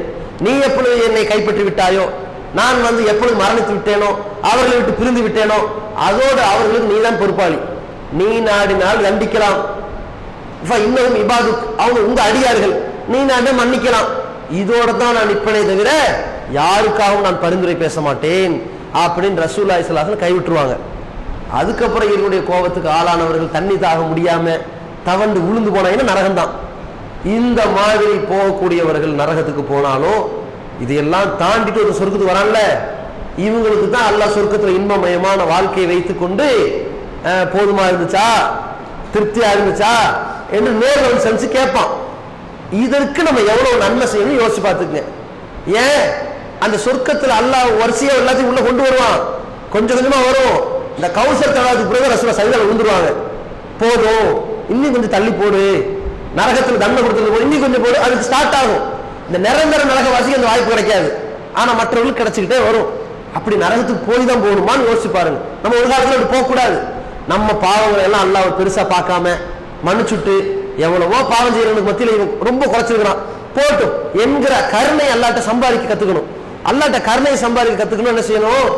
அல்லாஹ்வுடைய கோபத்திலிருந்து நம்ம தப்பிக்க வழி வகை செய்யணும்னா நிறைய நன்மை செய்யணும். தொழுகிறது, நோன்பு வைக்கிறது, மக்கள்கிட்ட விட்டு கொடுக்கிறது, உதவி செய்யறது, அடுத்தவனுக்கு அர்ப்பணிக்கிறது, அடுத்தவங்க உழைக்கிறது, அடுத்தவங்க நல்லா பேசுறது, நல்ல புன்முறுவலோடு நடக்கிறது, அடுத்தவர்கள்ட்ட வந்து நல்ல அந்யோன்யமா பழகுவது, அடுத்தவர்களுக்கு இந்த சத்தியத்தை எடுத்து சொல்றதுல ஆர்வம் காட்டுறது, எப்படியாவது இந்த சத்தியத்தை உலகத்துக்குள்ள பரப்பணுங்கிறதுல அர்ப்பணிக்கிறது, நிறைய இப்படி நன்மை செஞ்சுட்டு அல்லாஹ் இதை கணக்கில் வச்சு அதை மன்னிச்சுட்டுருவான். நம்ம நிறைய நன்மைகளோட போய் நின்னோம்னா ஒருத்தர் என்ன பண்ணுவான், தகப்பனார்ட்ட போய் காட்டுறான் பையன், இதுல 95, இதுல 95, இதுல 1 40, சரி சரி மட்டும் கரெக்டா படிச்சுக்கப்பா போ கையில் கொண்டு கொடுத்துருவாரு. ஒருத்தர் என்ன பண்றான், 1 99, மற்றதுல 99 பரவாயில்லையே, இங்கிலீஷ்ல 99 வாங்கியிருக்கே, வெரி குட், இப்படிதான் இருக்கணும். அடுத்த பேப்பர் என்ன திருப்பி பார்த்தா தமிழ் என்னடா இது 37, ஃபெயில் ஆகிடும். மரமண்ட தமிழ் மொழி உனக்கு தெரியல பாரு. அடுத்து சயின்ஸ், என்னடா 42 என்னாச்சு, சோறுங்கிறியா வேற எடுத்துக்கிறியா, அடுத்து ஹிஸ்டரி, இதுல 27 உன்னை எல்லாம் படிக்க வச்சதுக்கு அரிசி மூட்டையை சுமக்க வச்சுக்கலாம்டா இப்படி ஆரம்பிச்சிருவான். 99 நிலைமை என்ன தூக்கி வீசிடுவான். இது தகப்பனுடைய நிலை இருக்குல்ல. அடா ஒரு தகப்பனுக்கே ஒரு கோபம் வரும்னா வல்லாஹு ஷதீதுல் இகாப், அல்லாஹ் தண்டிப்பது கடுமையானவன். கோபக்காரன் கோபமா கருணையான் மோதுனா கருணை தான் ஜெயிக்கும். ஆனா கோபம் கொஞ்சம் இருக்கலாம்ட்ட, கருணையை விட சற்று கோபம் குறைந்திருந்தாலும் கடுமையான கோபம் தானே அது. அந்த கடுமையான கோபத்துல இவ்வளவு நரகத்தில் ஏற்படலாம் இருக்குது. அந்த கடுமையான கோபத்துக்கு ஆளாகி தள்ளப்பட்ட கூடாது. அப்படி தள்ளப்படாம இருக்கணும்னா நிறைய நன்மை செஞ்சுருவீங்க, அதெல்லாம் பார்த்து மன்னிச்சுக்குவான். நம்ம சில உலகத்துல சில பண்பு நலன்கள் அப்படி வளர்த்து கொண்டால் அல்லாஹ் என்ன பண்ணுவான், மதிப்பு மரியாதை கூட்டிடுவான். எந்த மாதிரின்னு கேட்டா, நம்ம ஒரு நாளைக்கு நன்மை செய்யறதை எப்படி வளர்த்துக்கணும்னா எல்லா துறைகளையும் நன்மை செய்ய கத்துக்கணும். ரசூலுல்லாஹி ஸல்லல்லாஹு அலைஹி வஸல்லம் சஹாபாக்களை வைத்துக் கொண்டு கேட்கிறாங்க, இன்றைக்கு உங்களில் தர்மம் செய்தது யார், இது நோன்பு வைத்தது யாருன்னு கேட்கிறாங்க. நோன்பு இல்லாத காலத்துல அதை கேட்டாங்க. அல்லாஹ்வின் தூதரே நான், யாரு, அபூபக்கர் சித்திக் எந்திரிக்கிறாங்க. உங்கள பசித்தவருக்கு உணவு கொடுத்தது யார், உதவி மனப்பான்மை, நான் தான். சரி, உங்கள ஜனாசாவை பின்தொடர்ந்தவர் யார், அதுக்கும் அபூபக்கர் நான் தான். உங்கள நோயாளியை நலம் விசாரித்தது யார், நான் தான் அப்படிங்கிறாரு. இதெல்லாம் ஒரு மனுஷனுக்கு ஒரு நாள் அமைவது ரொம்ப பெரிய ஆச்சரியங்க. இப்படி இருக்கான்னு அவன் கங்கனை கட்டி நன்மை செஞ்சுக்கிட்டு தான் அர்த்தம், எதிர்பார்த்து நன்மை செஞ்சுக்கிட்டு தான் அர்த்தம், எந்த நன்மையும் விடக்கூடாதுன்னு ஆர்வப்படான்னு அர்த்தம். அப்படி இருக்கிறதுனாலதான் ஒரு நாள் ஒரே நாளில் ஒரு நோயாளியும் சந்திக்க முடியும், ஜனாசா ஒண்ணு உழுகணும், நம்ம நோன்பு வச்சிருக்கணும், நம்ம ஏழைக்கு உணவு, இந்த மாதிரி வாய்ப்பு கிடைக்குமா நமக்கு வாழ்க்கையில? அப்படி கிடைத்தால் அவர் சொர்க்கத்தில் நுழையாமல் அன்றி வேறு இல்லைன்றாங்க ரசூலுல்லாஹி ஸல்லல்லாஹு அலைஹி வஸல்லம். ஆனா இணை இருக்கக்கூடாது, அது அடிப்படையை நல்லா புரிஞ்சுக்கணும். அஸ்திவாரத்தோடு இருந்துட்டா கண்டிப்பா சொர்க்கவாசி ஆயிடுவான். அல்லாஹ் என்ன பார்ப்பான், உனக்கு இருக்கிற கருணையில நீ ஜனாசாவை பின்தொடர்ந்திருக்கிற, அடுத்தவனுடைய மனிதநேயத்தை காத்திருக்கிற, பசிச்சவனுக்கு உணவு கொடுத்திருக்கிற, எவ்வளவு பெரிய உதவி மனப்பான்மை, ஒரு நோயாளியை நீ நல விசாரிச்சிருக்கிற, எவ்வளவு பெரிய கருணை உள்ளம், எனக்காக நோன்பு வச்சிருக்கிற, எவ்வளவு பெரிய தியாகம், போ சொர்க்கத்துக்கு என்ன பெரிய பாவம், தள்ளிடுவான் அல்லாஹ், பாவத்தை தள்ளுபடி பண்ணிடுவான். அந்த மாதிரி நன்மையை அடைகிற மாதிரி நம்ம தேடணும். நம்ம ரமலான்ல நோம்பாலே இருக்கிறோம், அதுக்கப்புறம் மற்ற நன்மைகளையும் தேடணும். சுன்னத்தான் நோன்பு வைக்கிறது ஆர்வம் காட்டணும். அப்ப இந்த மாதிரியான ஆர்வம் காட்டக்கூடியவர்களாக நம்முடைய வாழ்க்கையை அமைத்துக் கொண்டால், ரசூலுல்லாஹி ஸல்லல்லாஹு அலைஹி வஸல்லம் பாருங்க, ஒரு இடத்துல சொல்றாங்க, சஹாபாக்களை வைத்துக் கொண்டு யார் தொழுகிறார்களோ சலாத் என்ற வாசல் அழைக்கப்படுவாங்க, நோன்பு வைத்தவர்கள் ரையானுடைய வாசல் அழைக்கப்படுவாங்க, ஜக்காத்து கொடுத்தவங்க ஜக்காத்துடைய வாசல் அழைக்கப்படுவாங்க, ஜிஹாத் செய்தவர் அதனுடைய வாசல் அழைக்கப்பட்டு சொல்லிட்டு இருக்கும்போது அபூபக்கர் சித்திக்ல எந்திரிச்சு, அல்லாஹ்வின் தூதரே, எந்த நபராவது எல்லா வாசலையும் அழைக்கப்படுவாரா, ஆர்வத்தை பாருங்க, எல்லா வாசலும் அழைக்கப்படுவாரான்னு, பலா எல்லா வாசலும் அழைக்கப்படுவார்கள், அர்ஜுவன் தக்குணமினும், நீ அப்படித்தான் அழைக்கப்படுவாய் என்று நான் நினைக்கிறேன் அப்படின்னு ரசூலுல்லாஹி ஸல்லல்லாஹு அலைஹி வஸல்லம் நற்செய்தி சொல்லிட்டாங்க. இந்த வாய்ப்பை நம்ம சம்பாரிச்சுக்கணுங்க. 4 வாசல போகாட்டி பரவாயில்ல, ஒண்ணுலயாவது போகணும்ல. 4 பேர் நம்மளை கூப்பிட்டாங்கன்னா சாதாரணமா, உலகத்திலே ஒருத்தர் நம்மளை தேடி கூப்பிடணும்னு ஆசைப்படுறோமா இல்லையா? போயிட்டு இருக்கிறோம், வாங்க வீட்டுக்கு போகாட்டி பரவாயில்ல, அந்த வார்த்தை நமக்கு ஒரு பெரிய மதிப்பா இருக்கா இல்லையா? சில நேரத்துல குடும்பத்துல பெரிய சண்டையே நடக்கும். 1000 பேர் இருந்தாலும் உங்க அண்ணன் என்ன உணர்ந்து கூப்பிட்டானா, இல்லைங்க அவங்க உங்களை கூப்பிடணும்னு ஆசைப்பட்டாரு, 4-5 ரூபாய் கடைக்கு வந்தா, நீங்க இல்ல இருக்கட்டும் போன்ல சொல்ல வேண்டியதானே, சரி போன்ல சொல்லாம உங்களுக்கு அடிச்சாரு, போனை நீங்க எடுக்கல, இருக்கட்டும் பரவாயில்ல, மெசேஜ் அனுப்ப வேண்டியதானே, மெசேஜ்ல அனுப்பியாவது கல்யாணத்துக்கு வாங்க சொல்லணுமா, இப்படி கூப்பிடணும் எதிர்பார்க்கிறான். சொர்க்கத்துல போகும்போது இப்படி அழைப்பு எப்படி இருக்கும், இதாவது சப்ப ஒரு சில்லறத்தனமான விஷயம் எதிர்பார்ப்பு. மறுமையில என்ன இன்பமயமான வாழ்க்கை. ஆனா ஒரு பெரிய 5 ஸ்டார் ஹோட்டல்ல நின்று வாசல்ல போய் நிக்கிற வாட்ச்மேன், எதுக்கு வந்திருக்கீங்க, யார் நீங்க, இல்ல ஒருத்தர் வர சொன்னார், லெட்டர் இருக்கா, இது எப்படி இருக்கு டீலிங், வரும்போது போன் பண்ணி இந்த கார்ல வர போறீங்க, இன்னொரு அப்படியே என்ன நம்பர், ஓகே நான் பாத்துக்கிறேன், கரெக்டா இப்ப கார் எங்க இருக்குது, உங்க கட்டடத்துக்கு 2 கட்டடத்துக்கு பின்னாடி இருக்குது, உடனே எல்லாம் கதவு திறந்து வச்சுட்டு 4 பேர் நிக்க வச்சு, தள்ளுப்பா நீங்கள் வாங்க உள்ள வாங்க, அதுதான் இவங்க கெத்தே மாறிடும். நம்ம எல்லாம் வர்றதுக்கு என்ன ஏற்பாடு பாருங்க. சரி ரூம் போட்டா எல்லாம் ரெடியா இருக்கு, உங்களுக்கு அந்த ரூம் போட்டுருக்கு, இப்படி இது எப்படி இருக்கு வரவேற்பு, இது சாதாரண சில்லறத்தனமான இந்த உலகத்தில் எதிர்பார்க்க வரவேற்பு. சொர்க்கம் இந்த உலகத்தில் இருக்கிற கோடான கோடி மாளிகைகள் எல்லாம் முழுகிற மாதிரி இருக்கும். எந்த அளவு இருக்குன்னா, சொர்க்கத்துல வைக்கிற சாட்டை வைக்கிற இடம் இருக்குல்ல, 1/2 சதுரடி கூட பெறாத அந்த இடம், உலகத்தில் இருக்கிற வானம் பூமி எல்லாத்தையும் வித்தாலும் அந்த இடத்த வாங்க முடியாது. அப்படிப்பட்ட இன்பமயமான ஒரு உலகத்துல போய் இப்படி நிற்கும் போது யார் பாணின்னு கேட்ட எப்படி இருக்கும், அங்க போய் நிற்கும் போது கூப்பிடணும், இப்படி வாங்க அருமையா இருக்குது, இந்த கடைக்கு போக முடியல தெரியல, தம்பி தம்பிக்கு வாங்க, நல்லா இருக்கீங்களா, நல்லா இருக்கு தெரியாதவங்க நம்மள முன்ன பின்ன எது கூப்பிடறானா, நம்மள்ட்ட நைட்டி இருக்குது, எல்லாம் சீப் அண்ட் பெஸ்டா இருக்கு, இங்க வாங்கிட்டு போங்கப்பா. இன்னொருத்தர் இங்க வாங்க, இதெல்லாம் அழைப்பதுன்னு அவனுக்கு வியாபாரம் இருக்கு. மலக்குமார்கள் இதுக்குன்னு உபசரிப்புக்கு நிப்பாட்டிருமா அல்ல. அந்த மாதிரி இங்க உள்ளவங்க நீங்க செஞ்ச காரியம் சாதாரண காரியமா, எவ்வளவு தேவை இருக்கு, வாங்க உள்ளன்னு கூப்பிடுவாங்க. மலக்குமார்கள் அங்க இந்த சலாத்துடைய வாசல் ரயானுடைய வாசல் அங்க போவாங்க, இங்க வாங்க என்று பிச்சு குடும்ப இருக்கும். அவன் அப்படியே உச்சி குளிர்ந்துடும், சொர்க்கத்துக்குள்ளே போல. என்னடா இது, எங்கதான் போறது, சரி கொஞ்ச நேரம் இங்க போயிட்டு அப்புறம் வர, இந்த நிலைக்கு போயிடுவாங்க. இதுதான் இன்பமயமான வாழ்க்கை. இதுக்குள்ள அல்லாஹ் விட்டுட்டு அல்லாஹ்ட்டையும் அந்த ஒரு மனுஷன் அப்படியே ஒரு மனுஷன் வச்சு இவன் சிரிக்கிறதும், ஒரு மனுஷன் கேள்வி கேட்டு அவன் பிரமிச்சு போறது, இப்படிலாம் அல்லாஹ்ட்டையும் சில தன்மைகள் இருக்குது. அல்லாஹ் வந்து அனைத்து தன்மை அவன்கிட்ட இருந்து நம்மகிட்ட கொடுத்துருக்கான். நம்ம சிரிக்கிற தன்மை எல்லாம் அவன்கிட்ட இருந்து வந்ததுதான். அழுகிற தன்மை பழகினோம், அது நமக்கு மட்டும்தான் இருக்கு, அல்லாஹ்ட்ட இருக்காது. அப்ப அல்லாஹ் என்ன பண்றான், அந்த ஒரு நல்ல தன்மைகளை எல்லாம் வச்சிருப்பான்ல, அல்லாஹ் உள்ள வர வச்சுட்டு தேவையானதெல்லாம் அள்ளி கொடுத்துட்டு நல்ல ஜொலிஜொலிப்பான வாழ்க்கையில வச்சுட்டு கூப்பிட்டு கேட்பான், சொர்க்கவாசிகளே உங்களுக்கு சொர்க்கத்துல ஏதாவது மிச்ச மீது தேவைப்படுதா? இந்த கேள்வி பார்த்தா இவங்களுக்கு பதில் சொல்ல முடியும். என்ன இது கேள்வி, என்ன இல்ல, ஒண்ணுமே இல்லைன்னு சொல்றவங்க இல்ல, எல்லாம் இருக்கு. அப்படிப்பட்ட சொர்க்கத்துல வைத்துக்கொண்டு ஏதாவது வேணுமாண்டா இது கேள்வி. மனுஷனை பொறுத்த வரைக்கும் இந்த உலகத்துலங்க சில விருப்பம் இருக்கும், அதுல உச்ச சொர்க்கத்துல ஏராளமான இன்பம் இருக்குது. அதை கண்ணால் பார்க்க முடியல, காதால் கேட்க முடியல, உள்ள சிந்திச்சு சொல்ல முடியல. ஆனா சில தகவல்களை வச்சு நம்ம சொல்றோம். ஆனா இதை விட ரொம்ப படுபயங்கரமான பிரம்மாண்டமாக இருக்க போகுது, மகத்துவமா இருக்க போகுது அந்த சொர்க்கத்தை பொறுத்த வரைக்கும். அதுல பல சம்பவங்கள் நம்ம ஹதீஸ்ல வந்த வகையில ஒண்ணு என்னன்னா, அனைவரும் சம வயதோடு இருப்பார்கள் ஒண்ணு இருக்குதுங்க. இந்த ஒரு பண்பை மட்டும் எடுத்து பாருங்க. இந்த உலகத்துல ஒரு கோடீஸ்வரனா இருக்கிறான், அவன் கோடீஸ்வரனா இருக்கிறான், சஃபாரி போடுறான், கோட் ஷூட் போடுறான், இன் பண்றான், கார்ல வரான், நடக்கிறான், மரியாதையா பேசுறாங்க எல்லாரும்.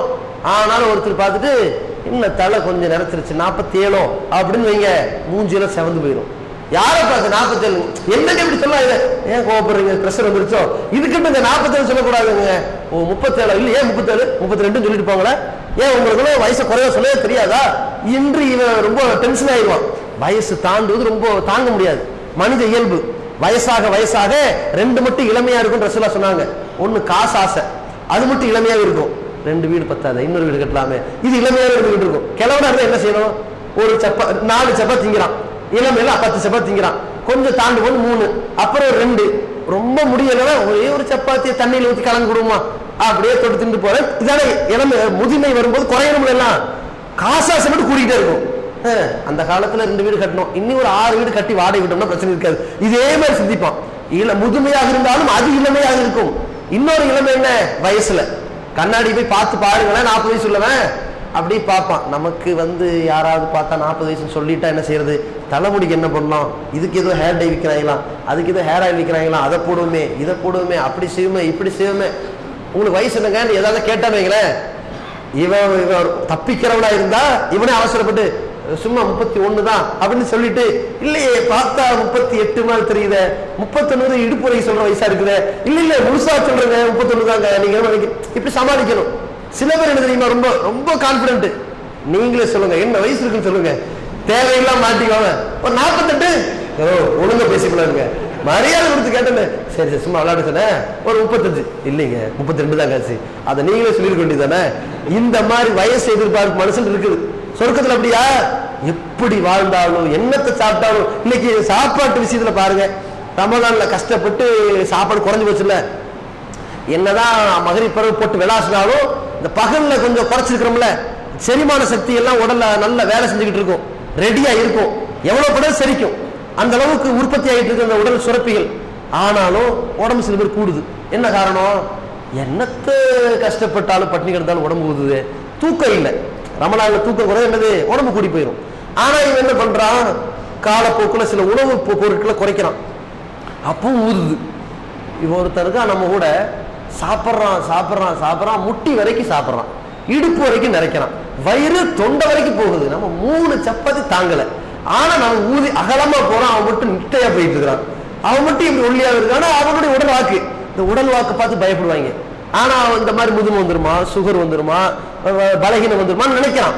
ஆனா மறுமையில் அப்படியா, எல்லாரும் சம வயது, எல்லா இளைஞர்கள், அப்படி ஒரு இன்பமயமான வாழ்க்கை, வயசு கூடவே கூடாது. எப்படி இருக்குன்னு பாருங்க, அந்த துடிப்பு வந்து வீரியமும் வேகமும் அப்படிப்பட்ட இன்பமயமான ஒரு வாழ்க்கையில வைத்துக்கொண்டு அல்லாஹ் கேட்பான், ஏதாவது தேவைப்படுதாண்டு. அப்ப இவர்கள் சொல்வார்கள், இறைவா நரகத்திலிருந்து எங்க முகத்தை திருப்பி எங்க முகத்தை பிரகாசமாக்கி சொர்க்கத்துல கொண்டு வந்திருக்கிறியே, உன் திருமுகத்தை காட்டியிருக்கிறியே, எங்கள்கிட்ட இப்படி பேசி இருக்கிறியே, இதை விட வேற எங்களுக்கு ஏதாவது ஒண்ணு வேணுமா, இதை விட வேற எங்களுக்கு ஏதாவது வேணுமான்னு ரொம்ப ஏங்கி அவர்கள் சொல்லும் பொழுது அல்லாஹ் சொல்லுவான், சரி உங்கள யாருக்காவது பரிந்துரை பண்ணணும் விருப்பம் இருக்குதா? அல்லாஹ் தன்னுடைய கருணை அதுக்கப்புறம் தான் ஆரம்பிப்பான். ஸ்டார்டிங்ல சட்ட நீதி, கருணை எப்படி கொண்டு வரான்னு பாருங்க. யாராவது பரிந்துரை பண்ண ஆசைப்படுறீங்களா அப்படிங்கும் போது அவங்க, இறைவா நான் செத்ததுக்கு பிறகு 15 வருஷம் என் தர்கால வந்து குழிய கிடையாது கடந்தாலும் சொல்ல முடியாது, ஏன்டா உன்ன போய் வணங்கினா அப்படின்னு தான் கேள்வி கேட்பானே தவிர இதெல்லாம் பரிந்துரை பண்ண முடியாது.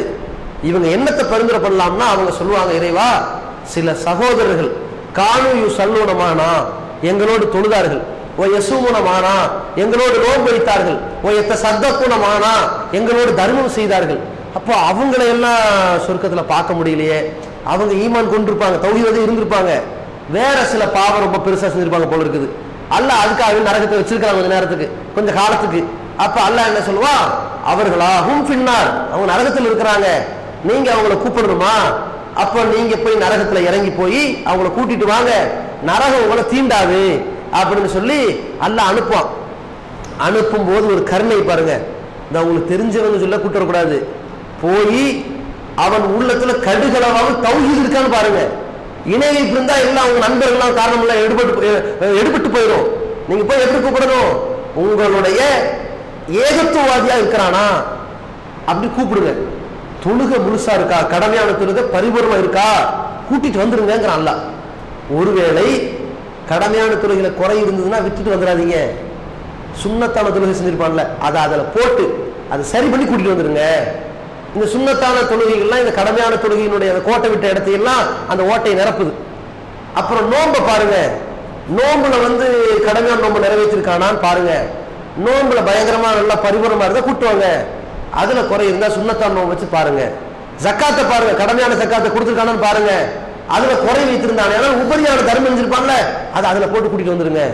உபரியான தர்மம்னா என்ன, நீங்க வாரம் வருஷத்துல 54 வாரம் வருது இல்ல, சில நேரத்தில் 55 வாரம் வரும், 54-55 வாரம் ஜும்மாவுல அல்லாஹ்வுடைய பள்ளிக்காண்டி அதிகா செய்யுங்க ஒரு அறிவிப்பு வரும், மருத்துவ உதவின்னு வரும், அப்புறம் வந்து பள்ளிவாசல் பராமரிப்பு வரும், வாரம் 10 ரூபா கொடுப்பீங்கல்ல, எல்லாம் உபரியான தர்மம் தான். எல்லாம் எழுந்து காப்பாத்துது, நரகத்திலிருந்து உங்களை காப்பாத்துறதுக்கு அதெல்லாம் அந்த நஷ்டஈடு கட்டி ஈக்குவல் ஆகிட்டு இருக்குது. அந்த மாதிரி அல்லாஹ் காப்பாத்து, நரகத்துக்கு போய் இப்படி ஈடு கட்டிலாம் வரக்கூடாது, நேரா சொர்க்கத்துக்கு போற மாதிரி அல்லாஹ் நம்ம மேல கருணை மழை பொழியணும். அப்ப அந்த மாதிரி அமல்கள் மூலமாக சொர்க்கத்தில் நுழையக்கூடிய பாக்கி நமக்கு கிடைச்சிரும். மிஞ்சி போய் நரகத்தில் விழுந்தாலும் கிடைச்சிரும். ஆனால் நாம நேரடியாக சொர்க்கத்தில் நுழைவதற்கு, நரகத்தில் போகாமல் சொர்க்கத்தில் நுழைவதற்கு நம்ம ஒரு பக்கம் நிறைய நன்மைகளை செய்தாலும் இன்னொரு பக்கம் பாவ மன்னிப்பு ஜாஸ்தியா கேட்கணும். ஏன்னா ரசூலுல்லாஹி ஸல்லல்லாஹு அலைஹி வஸல்லம் சொன்னாங்க, யார் நோன்பு வைக்கிறானோ ஒரு நாள் நோன்புக்கு 70 வருஷம் அந்த நரகத்திலிருந்தும் அவனுக்கும் தூரத்தை அல்லாஹ் ஏற்படுத்திட்டாங்க. ஒரு நாள் நோன்புக்கு 10க்கு 700, 30 நாள் நோன்புக்கு 2000 வருஷம் தள்ளி போயிட்டான், நரகத்துக்கு போக மாட்டாங்க, ஒதுங்கிட்டான். அப்படின்னா என்ன அர்த்தம், பாவத்தெல்லாம் மன்னிச்சுட்டே வரான். அப்ப அல்லாஹ் வந்து நமக்கு நன்மை அள்ளி தரக்கூடிய வாய்ப்பு கிடைக்கணுங்கிறதுக்காக நம்ம நன்மை செய்யறதை விட பாவங்கள் மன்னிக்கப்படுவதற்காக நம்ம நன்மை செய்யணுங்க. அவ்வளவு பாவம் செஞ்சுட்டு இருக்கிறோம். நன்மை அள்ளி தரணுங்கிற அடிப்படையில நன்மை செய்யறதா இருந்தா நம்ம நன்மை பத்தவும் செய்யாது. நம்ம ஒரு நாளைக்கு கண்ணு சிமிட்டுறோம்ல, நம்ம கண்ணு சிமிட்டுறோம், பேசுறோம், சுவாசிக்கிறோம், மூச்சு விடுது, உடல் இயங்குது, எல்லாத்துக்கும் நன்றி சொல்றதா இருந்தா நம்ம ஒரு காசுக்கு பெற மாட்டோம். ஆனா கண் சிமிட்டுறதுக்கே அல்ஹம்துலில்லாஹ் சொன்னா ஒரு நாளைக்கு முடியுமா? முடியாது. ஒரு நிமிஷத்துக்கு எவ்வளவு கண் சிமிட்டுறோம், எத்தனை அல்ஹம்துலில்லாஹ் சொல்லணும், அதனுடைய அருமை பெருமை நமக்கு தெரியுதா? சில வருஷத்துக்கு முன்னாடி ஒரு குழந்தை கூட பிறந்துச்சு, அது கண்ணே இல்லை, கண் இருக்கு, அதுக்கு இமையே இல்லை, ஒட்டையா இருக்குது. என்ன செஞ்சாங்க, அதை அறுத்து விட்டு தான் கண் அமைச்சாங்க. அறுத்து விட்டா இந்த இமை மேல தூக்கணும்ல, தூக்க மாட்டேங்குது. அதுக்கப்புறம் சில நரம்புகளை ஜாயின் பண்ணி மேல தூக்க வச்சாங்க, கீழே இருக்க மாட்டேங்குது. சற்று ஓப்பன்ல தான் இருக்குது, க்ளோஸ் ஆக மாட்டேங்குது. ரெண்டும் செய்யணும்ல, அதுல கண்ணு அப்ப திறந்து வச்சிருக்குது. அப்புறம் கீழே வர வச்சுட்டாங்களா, ஓவர் வேலை பாஸ்டா வேலை செய்யுது. எந்த மாதிரினா நம்ம கண்ணு வந்து ஒரு நிமிஷத்துக்கு ஒரு 5 தடவை துடிக்க வைக்கலாம், அதிகபட்சமா குறைஞ்சபட்சமா 2 தடவை துடிக்க வைக்கலாம். அந்த கண்ணு ஒரு செகண்டுக்கு 10 தடவை துடிக்குது, கடவுள் துடிச்சுக்கிட்டே இருக்கு மிஷின் மாதிரி.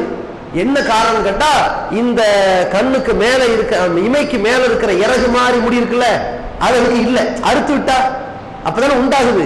இல்ல, இமைக்கு கீழே இருக்கிற இடத்துல முடிய காணும். முடி இல்லாதனால அது அடைச்சா வலிக்குது, திறந்து வச்சா வலிக்குது, தாங்க முடியாம பார்த்துக்கிட்டு இருக்குது. அல்லாஹ் நமக்கு எப்படி ஏற்படுத்திருக்கான்னா, வீடியோ கேமரால குப்பை விழுந்தாலும் கூட தொடச்சோம் வைங்க, கைரேகப்பட்டுதான் வீடியோல விழுகும். ஆனா நம்ம கண்ணுல குப்பை விழுகுது, கல் விழுகுது, மண் விழுகுது, இரும்பு விழுகுது. அழகா என்ன செய்யறான், பேப்பர் வச்சுக்கிட்டு இந்த காகிதத்தை வச்சு டபக்குல எடுத்துறான், எடுத்து கண்ணை அப்படி கசிக்கிட்டு போய்கிட்டாரு, எல்லாம் சரியா போச்சு.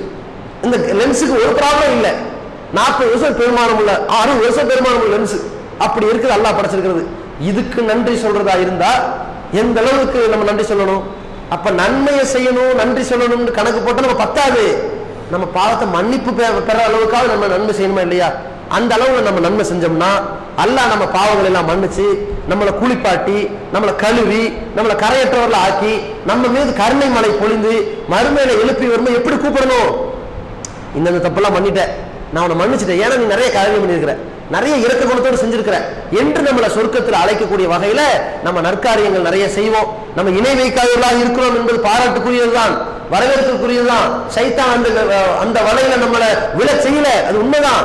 ஆனா நல்லவர்கள் செய்யாத சோம்பேறிகளாக விழ செஞ்சிருக்கிறான். அதிலிருந்து மீண்டு நம்முடைய வாழ்க்கையை அமைத்துக் கொள்வோமாக. வல்ல ரஹ்மான் அந்த பாக்கியத்தை வழங்கி மறுமையில் மகத்தான சொர்க்க பூஞ்சோலையை நமக்கு பரிசாக வழங்குவானாக. வாகிருந்தவான் அல்ஹம்துலில்லாஹி ரப்பில் ஆலமீன். அன்புள்ள சகோதரர்களே, நேற்றைய தினம் உங்களுக்கு தெரிவித்தது போல அந்த நம் ஜமாத்தினுடைய சிறுவர் இல்லம், சிறுமியர் இல்லம், முதியோர் இல்லம், இஸ்லாத்தை ஏற்றுக்கொண்ட ஆண்களுக்கான தாவா சென்டர், பெண்களுக்கான தாவா சென்டருங்கிற 5 நிறுவனங்கள். ஒரு சிறுவருக்கு 4000 ரூபாய் மாசத்துக்கு செலவாகுது, சிறுமிக்கு அதே தான். ஒரு முதியவருக்கு ஒரு மாசத்துக்கு 3800 ரூபாய் பக்கம் செலவாகுது. அதே மாதிரி இஸ்லாத்தை ஏற்று ஒரு சகோதரர் வந்தாருன்னா 7000 அவருக்கு செலவாகுது. இஸ்லாத்தை ஏற்று ஒரு பெண் வந்தாங்கன்னா 3 மாச கோர்ஸ், அவங்களுக்கு 11400 செலவாகுது. இப்போ இந்த வகைக்காக ஜக்காத் தொகையை நீங்க தரலாம், நன்கொடையும் தரலாம். அதே மாதிரி நம் ஜமாத்துடைய அனைத்து ஜமாத்து பணிகள் நிர்வாக செலவுகளுக்கெல்லாம் ஒரு வருஷத்துக்கு சேர்த்து இந்த சேவை நிறுவனத்திலிருந்து அனைத்தும் சேர்த்து ஜக்காத்து நன்கொடையும் சேர்த்தால் 2,40,00,000 ரூபாய் செலவாகுது. ஒரு மாசத்துக்கு 20 லட்ச ரூபாய் அது செலவாகுது. ஒரு நாளைக்கு 60,000 இருந்து 70,000 பக்கம் செலவாகிற காரணத்தினால உங்களுடைய நன்கொடைகளை அல்லாஹ்வின் திருப்தியை நாடி வாரி வழங்குமாறு கேட்டுக்கொள்கிறோம்.